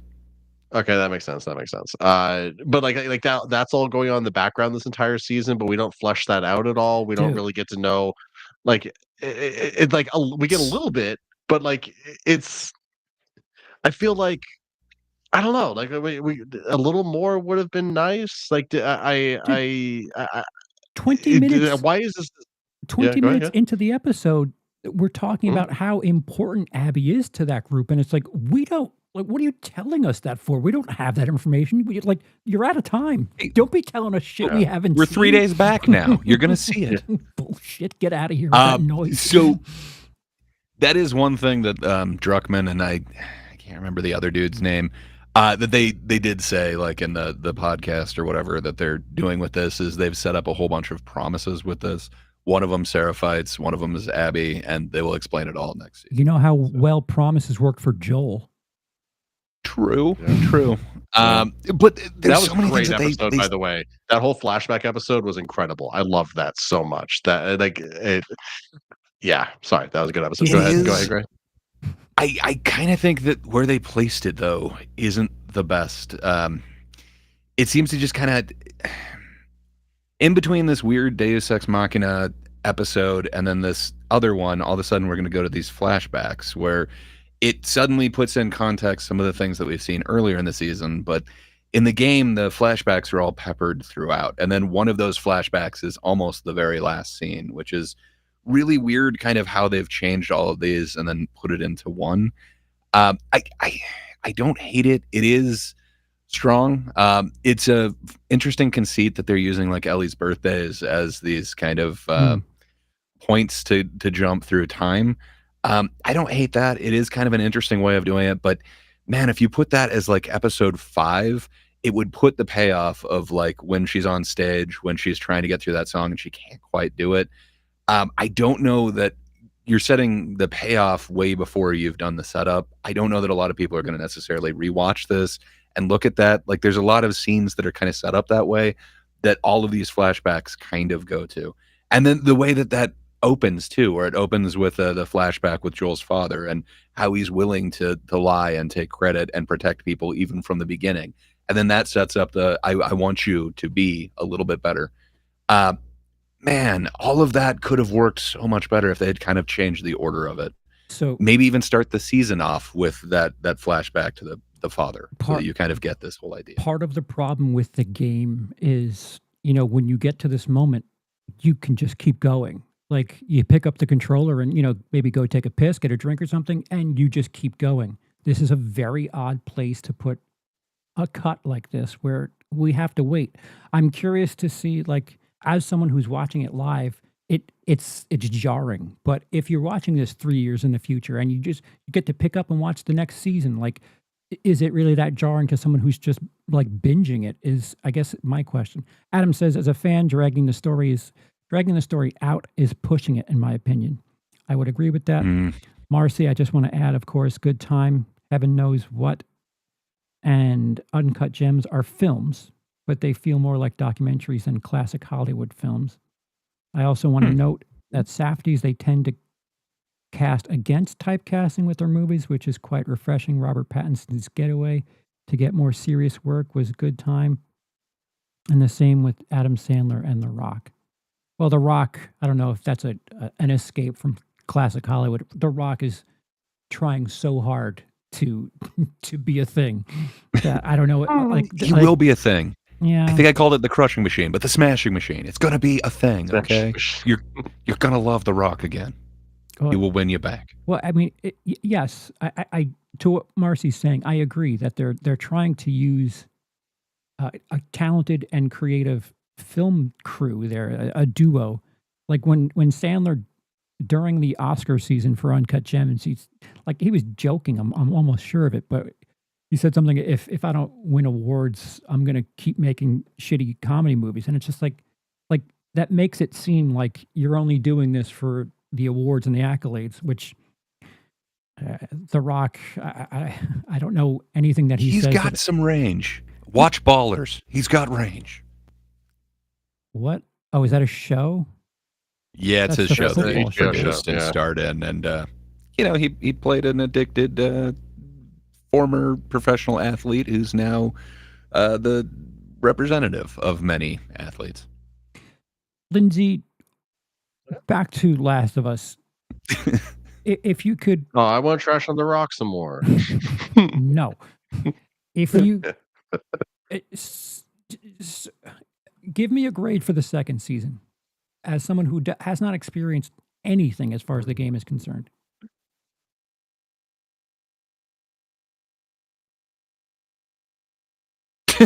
Did he freeze? Oh, no, he's there. I'd say it's like a B. The first one's an A+, knock out of the park, like grand slam that somehow flew across town into another baseball stadium and knocked out someone so that someone else could. So it's a double grand slam with one hit, basically. The first season is basically perfection as far as I'm concerned, or as close to it as you can really get. And this one's good. Now that it's over, I'm just kind of just like sitting here going like, is this how people felt after Across the Spider-Verse? Like which is a movie that I actually quite liked, and I enjoyed the ending of, but everyone else was like, "Oh, it feels like a half a movie," and I'm like, "Oh, this feels like a half a season of TV," and they're trying to force it off as a full season. It feels like The Walking Dead,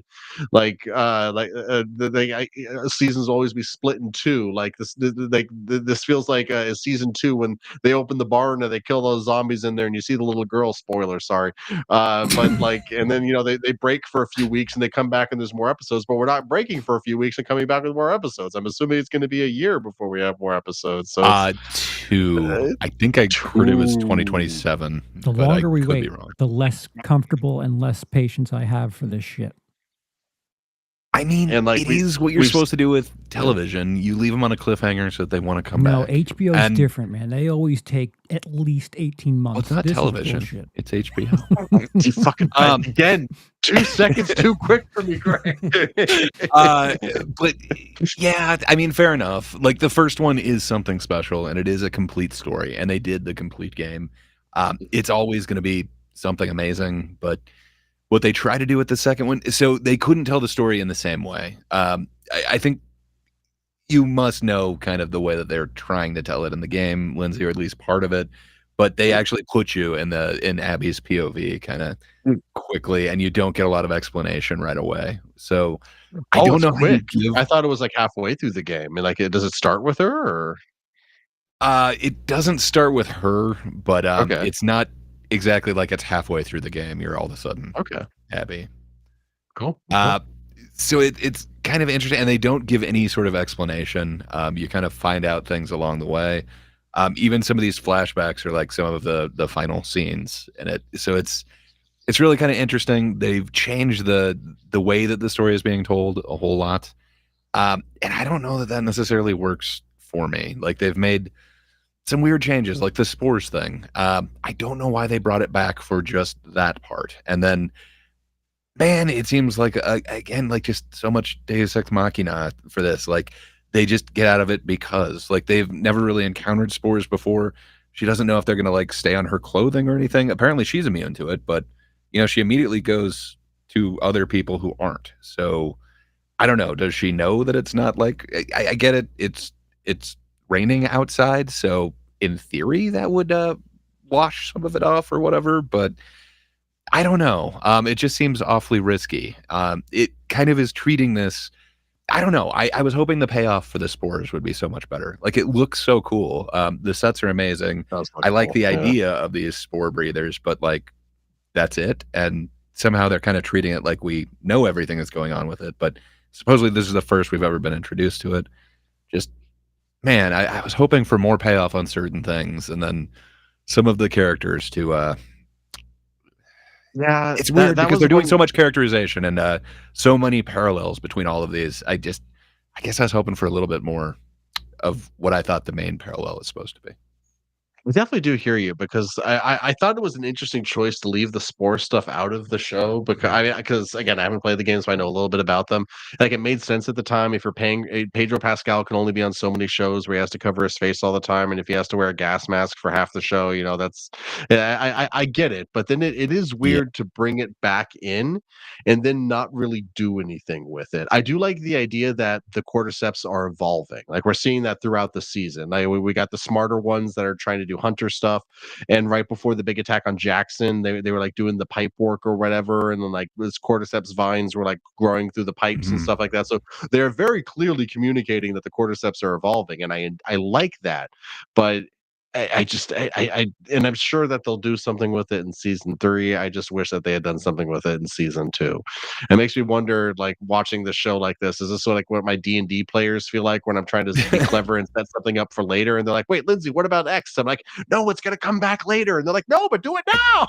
Yeah, Like, no, I there's think it will, because we are going to go back in time a little bit, and some of it takes place at the hospital. So I'm assuming yes, but I don't think it's going to be Okay. anywhere near like the games. they've bitten Okay. off a hell of a lot more than I'm seeing them chew, because I don't know if you needed the Seraphites shit. I don't think you needed either the WLF or the Seraphite shit on top of introducing the new aspects of like that pipe and the spores. And yes, obviously they're you can go in a different direction with that, or expand on it. If there's anything, I would give this season an incomplete grade, where like, yeah, it's the grade that I always got when I went to school and forgot my book at home. Like, yeah, I'm not grading this paper; it's not done.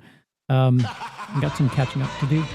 Ooh, hell yeah! Master Casalius. I watched the Minecraft movie, and you all shit on it, but I loved it. Jason Momoa is hilarious. Not all of us. I think it is awesome, and it deserves every last dollar of the billions it's going to make. Deserved. It is not only a Minecraft movie, but it is the first of many. Well, True. well played. Like Jared Pokemon, Hess. the first movie. Marcy, a question to everyone, but what actor, actress deserves a reckoning or second chance or more dramatic chance in Hollywood? I'll start. Ryan Reynolds, Bill Burr, Kevin Hart, and Jason Statham. A second chance? I think Ryan Reynolds is doing I feel like fine. they're doing pretty good. Yeah. Well, A Working Man didn't do so well for Statham. He needs one of those beekeeper like properties to Bill Burr, really take I don't know if he's a leading man so much, but Old Dads could have been better. From what I hear, he's working on another movie, so I think he will have a comeback real soon. But I hope he's Bill in some Burr's in the classic Mandalorian episodes. movie. Like he's so Yeah, good. I hope so too. Miggs had better Yeah. be in there. That'd be the hell. Right. Mix. Thank you. Kevin Hart, come on. Anything that The Rock is in, I'm sure Kevin Hart will be in as well. If The Rock's making a rebound, he's got to bring Kevin Hart with him. yeah, Kevin Hart. I saw that Netflix movie he had last year or whatever. I'm sorry, he's not made to play the straight man. Like he's got to have comedy as the angle, because he's just not he's not qualified like that. It's another like Bill Burr's directed film. Didn't focus too much on him as a comedic presence, and I don't know if anybody knows Bill Burr for his eye just yet, and there wasn't anything there that I've seen. But I would like more Bill Burr and stuff. But maybe learn the ropes a little bit. And another one from Marcy. I don't know if I'm the only one that knows this about Millie Bobby Brown. Doesn't seem to have the best career outside of Stranger Things. It's mostly been Netflix originals and box office or ratings failures. Now, I think a couple of people know that. I think she got hooked into a lot of those Netflix ones. That's true too. Yeah. Yeah, but then she was also in Damsel, so I think that negates the Godzilla one. Wasn't that also a Netflix movie? Isn't she in a bunch of It Netflix was. shit? Yes. Yeah. Plus, wasn't she in that really expensive one for some reason? Oh, yeah. The one with the robot people. The Electric State. Yeah. She was that, yeah. And Chris Pratt was there to help carry that to nothing. But hey, Stranger Things, the final one soon. Something. So she was in Godzilla, King of the Monsters, and I liked her in that. She wasn't like the most important character. Yeah. I like her in Enola Holmes. I didn't see Enola Holmes 2, but the first one was pretty good. That was just a Netflix thing. I don't know. I think she's a good actress, but she's young, and who knows if she's even going to be an actress her entire life. She's like what, 21, 22? Yeah, I have maybe she's just going to retire on her Stranger Things money. I have an unpopular opinion that if at some point in your childhood you're acting, you need to like mandatory 4-year break. Because how many child actors like destroy themselves before they're 25? And I don't mean like, from working, like they. Okay, then explain Corey Feldman. Oh, well, like Drew Barrymore, Corey Feldman, Corey Haim. It just seems like if you're working as a child and then you go right into being a teenager and right into a young adult, and fame, it kind of whips people around. I think Bella Thorne kind of got I don't know, spit up and chewed out and re-spit up, and I'm trying to think of the recent one. Who has like career longevity in Hollywood? It seems like it's really rare. People do get eaten up and spit out right away. As someone who was being taken to a bunch of things that I really had no interest in, I think someone needs to look out for the children. If it's not the parents, I think there should be some sort of mandatory thing where if you're working as a child actor or something like that, there needs to be like a rest, a grace period or something, because let them be a child. Let them learn stupid mistakes off the camera. And then if they want to come back, Lindsay Lohan's another one that comes to mind. What's your feelings on, as Master Casalia says, what happened to Frankie Muniz? Malcolm in the Middle. He did like a couple of movies. There's that one weird Paul Giamatti one where they die in blue or whatever. Oh. I think there was like another couple ones, and then it just seems like he was like gone. Supposedly he went to be a race car driver or something. So hell yeah. And a nasty accident. Yeah. From what I hear, they're talking about bringing back Malcolm in the Middle, though. Like a reboot with everyone but Dewey is on board. Apparently Dewey is a recluse now. He was. Oh, interesting. He did an ad for my flight. He was doing a commercial for a plane. I don't know if it was the company that I was with or it was in the airport, but I saw him on an ad for an airplane, and that was within the last 6 months. So, cool. He's poking around, but yeah, it's not a very popular take, and I say that because I've seen stuff from Millie Bobby Brown where she's what, 21, 20, perhaps even 19, still a teenager. Like just seeing posts and shit, especially in the age 21. Of the internet and social media. I let people make mistakes that won't be everywhere for everyone to see. And I'm not saying it should be mandatory. I just like, I don't know. Won't anyone think of the children? And yes, I realize 21 is not a child, but she's been working for what, 10, 15 years now? Yeah, there's probably some Arrested Development there. Yeah, like, yeah, just, I don't know. 18 months on, 6 months off or something. It's something. I don't know. I don't know how this came to be, but speaking of children My bad. actors, Bella Ramsey, Mhm. who I don't think is 20 yet. Something you brought up before, Gray. I don't think Bella Ramsey has the greatest tools as far as emoting is concerned, and that's I fine don't. because Isabel I hear what you're Merced saying. is Oh, yeah, is you're right. all you need. So she is a tier above for sure, but I don't know. Bella Ramsey, she moved me a lot of times in this season. I definitely believed the emotions. I believed what she was going through. I think she does have range, and I even forgot numerous times that she speaks the Queen's English. So not only is she doing all of this emoting, but it's in an accent. Man, I think she's got more range than she's given credit for. I wish they wrote it a little bit different, where they made her not kind of the dumb one on the mission, just the brawn. I wish they made her a little bit more capable. She's supposed to be this kind of superior one that everyone was looking up to in Jackson, but she's not necessarily coming off as like the brightest or most equipped for this revenge mission. It seems like they were building up Dina by giving her a bunch of that. Well, I dude, don't think that's necessarily how she played it. I think it's just the way it was written. well, the Dina character has been not just being scared, like the looks of Mhm. like learning something I and falling in believe love or she fell something. in love with You're right. Bella. Like, man, she is awesome.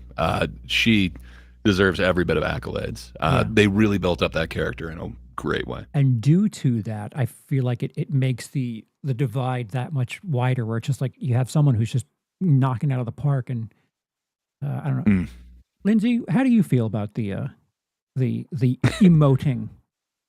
What do you say? I Bell think yeah Bella or Bell no? Ramsey's I'm a Belle, yeah, man. I think she's a good actress. Like it is. I mean, I think like she's never going to be like like the leading lady in like like a big like romantic comedy or anything like that. But she doesn't need to be. Like she's got a very specific style to her. She's a character actor, and I think the parts that want a Bella Ramsey are she's gonna be around for a while. I don't think she's going anywhere.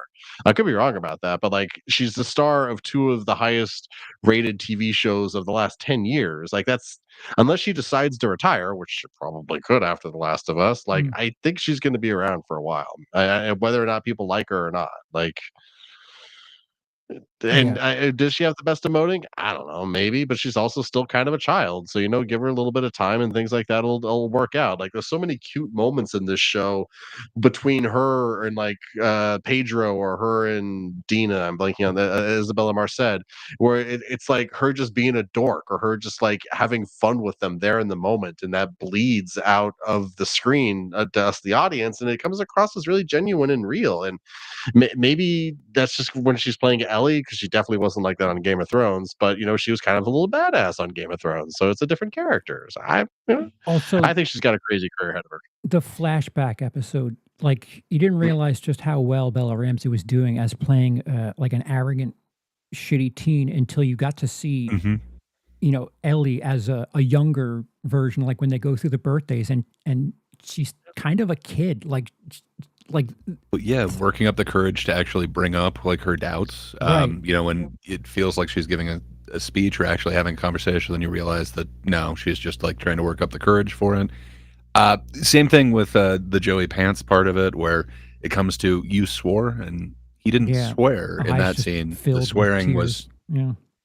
but the verbiage that she's using is you swore, and that's what Joel says at the end of season 1 is he swears to the story. Yeah. It just there's a lot of emoting that she does, and the fact that she's doing it with this accent, man, I think she deserves a little bit more credit than she's getting. But Well, part of the man, I problem don't is like the choices that they made with the, the the writing the on this. problem is the internet has made such a thing about I can't jerk off to Well, this, and it's just like, guys, like get off the train she already. has an Like, interesting look. yeah, sure, People are definitely going hard on the physical here, which is too bad.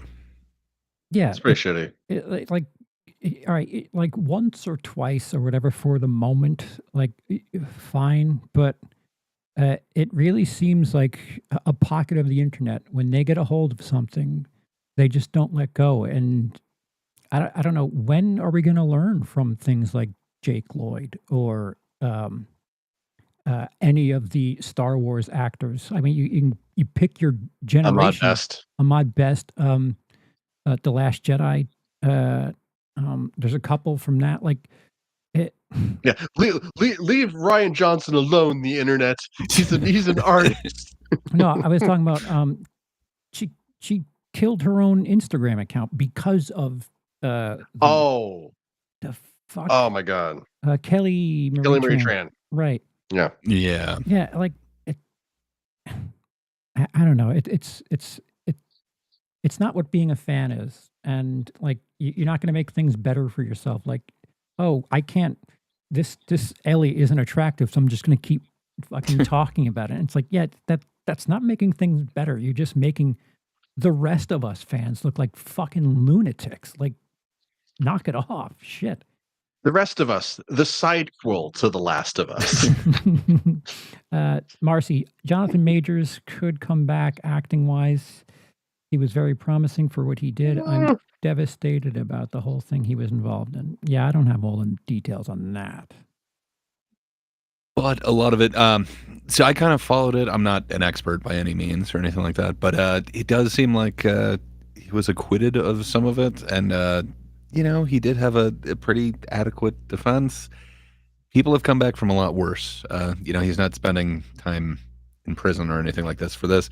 I do believe he could recuperate at some point, but, it takes time. Jacob says it has nothing to do with the internet. It's human nature. People are shitty. Yeah, but people on the internet have a megaphone, and it seems like people can get shitty in groups and echo that sentiment. And it's semi-permanent as well. Like, it's not just a comment made. You're not just mocking somebody out there. Instead, it's an entire meme that gets shared and everything. Right. There's some funny ones out there, though. Oh, like, I didn't realize how much Bella Ramsey's face fit on, like, Kevin James's face. It is eerie. Those ones are like, wow, Really? okay. Ooh. Yeah, they kind of, it makes you do a second take.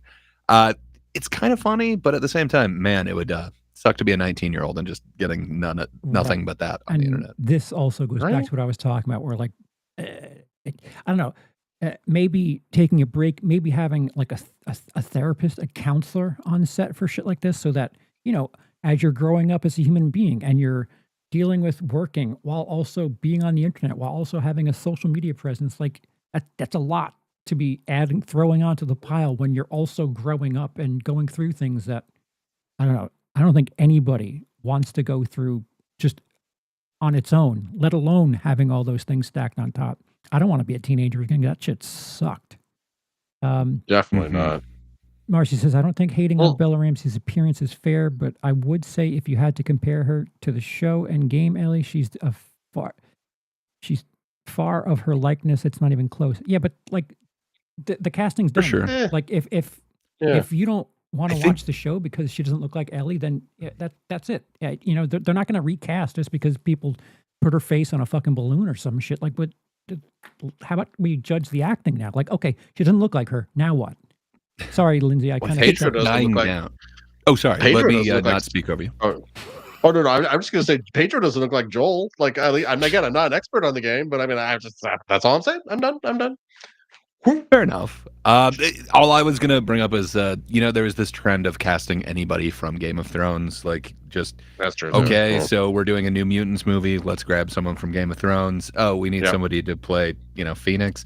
Or Jean Grey. Let's grab somebody from, Game of Thrones. And this one they ended up getting two people. So why not grab Oberon and Little Bear? Yeah, I don't know. I think that will end as time goes on, but I think it was, in a way, stunt casting, but man, in that first season, she just totally made me buy it. I liked her portrayal of Ellie, and I just think it was written a little bit better than this particular season. I think she has range. I don't think they're letting the character really shine with it, Well, in my opinion. I think if we're gonna, I mean, it seems as if we're gonna have some of the Abby character, which the internet complains for different reasons, whatever. That's fine. But if we're to have the Ellie and Dina dynamic. I don't think I want. I would let Dina shine because Isabella Merced, again, as far as emoting is concerned, is really doing a fantastic job and is covering for both of them. Why not have Bella Ramsey kind of scale back and be something of the counterbalance to someone, an actor who does have the tools to emote like that? Like I don't want 15 Chris Farleys on the screen. Like let someone. Excuse me, that sounds like the greatest movie ever. What are you talking about, sir? Come on. I want as much Farley as we can get. You need a give and take. Like if someone's going to be all loud and shit, fine, you can throw a David Spade in there. Only one. No, I don't disagree with you. Isabella Merced is like amazing in this, and they really have let this character shine. She is way more developed than she was in the game. I like this version of Dina way better. Mm-hmm. I just think some of it's at the expense of Ellie, unfortunately. Sure. Was Ellie just to like my more liking. survival or more knowledgeable? Like, because they really play up, at least in the last couple episodes in particular. Ellie is kind of a dummy, which I don't mind, but like I feel like she should know some of this stuff. I don't know. She wasn't that in the game. She wasn't just like clumsy and noisy, and clearly I'm just going to drop this tank lid in the middle of this unknown city.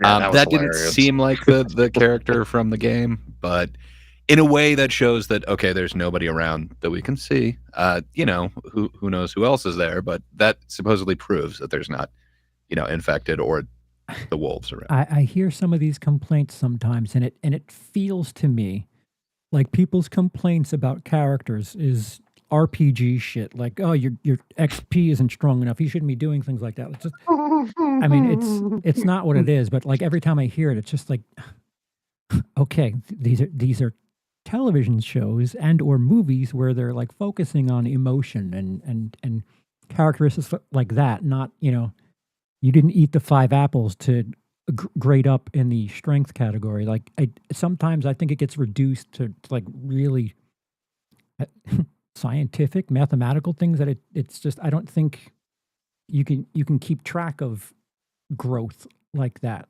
But I don't know.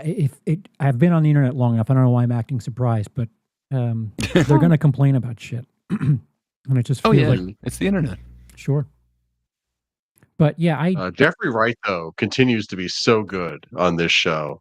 Like slight tangent, but I would have liked to have seen his attack on the scarves. Maybe we'll see it next season. But I believe so. Yeah, every scene that he's been in, he's just utterly stolen. I love that man so much. For sure, and Alana Ubach too. She's the character that they created. I think it's Hammerhand is what they're calling her now. But yeah, I've also dug her scenes, like the intro to I think it's 5, where they kind of show that the basement of the place has been welded shut, and just what exactly happened. That scene's captivating. Same thing with the Jeffrey Wright, prequel thing, and then how they tie in also that Fedra agent that he kind of saves out of there, and then at gunpoint is like, make your choice. What choice do you have, to like jump in the burning truck or join him with the wolves? But to see that full circle where now that dude is torturing this wolf young Seraphite when Jesse and Ellie in the final episode are kind of watching him, and they both have different opinions on whether or not they should jump in to save him. But to see that agent kind of went full circle and is now becoming the torturer and just as corrupt as he was before, I'm kind of digging that. Yeah, I may. I don't really have my thoughts properly laid out, but we may, or I don't know. Depends. I don't have anything to edit right now, so maybe we'll do a Last of Us only stream. But I don't know if I'd like to save Lindsey here. While I can certainly feel for you, sir, as someone who's about to see the sunrise. What do you guys have coming up in the near future, Lindsey? What's over on your side of the planet other than a nap? First of all, sir, I said it before. I'm going to say it again. I'll sleep when I'm dead. So it's not. Just throw that out the window. I've got a energy drink over there. I'm just going to inject right into the veins. That's why I'm wearing this, because I've been injecting too much caffeine. It's definitely not because I have tennis elbow, despite the fact I don't play tennis. But the same stuff I keep saying every week. Maybe I'll end up doing. I desperately want to start making content again. My life is just a little chaotic and all over the place. I'm so happy I could just actually get back to just doing this. Mm, So just doing this feels so fucking freaking good. Sorry, PG-13 show. nope, Uh, not no, anymore. fair. No, Like I said fuck a last couple week, times. oh, that's true. Okay, that makes me feel better. So one thing I guess that's out there from recent, if you like talking about Star Trek being woke, I recently did a stream talking about the most classic and iconic woke episodes of Star Trek. You can find that on my buddy Bob's channel. But I love getting back to doing these live streams and stuff like that, and I really want to get back to making content soon. So keep an eye out. Bob at Organized Chaos, of course. Of course. Sorry. Gray, sir, what do you have coming up on the horizon?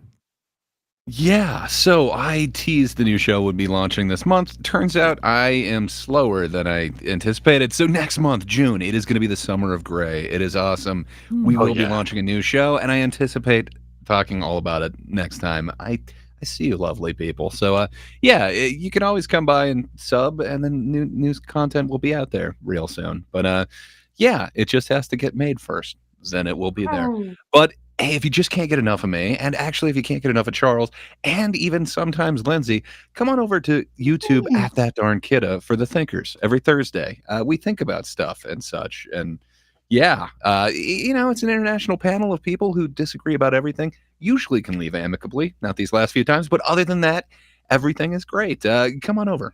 Enjoy people and their different opinions. And then probably get angered by something. But it's a good time over there. What about you, Charles? I think you're about onto something big right now. Oh, we're all set here. Channel members have access to something that other people have to wait for. The big half-year event, 31 and 31, is being released on Saturday.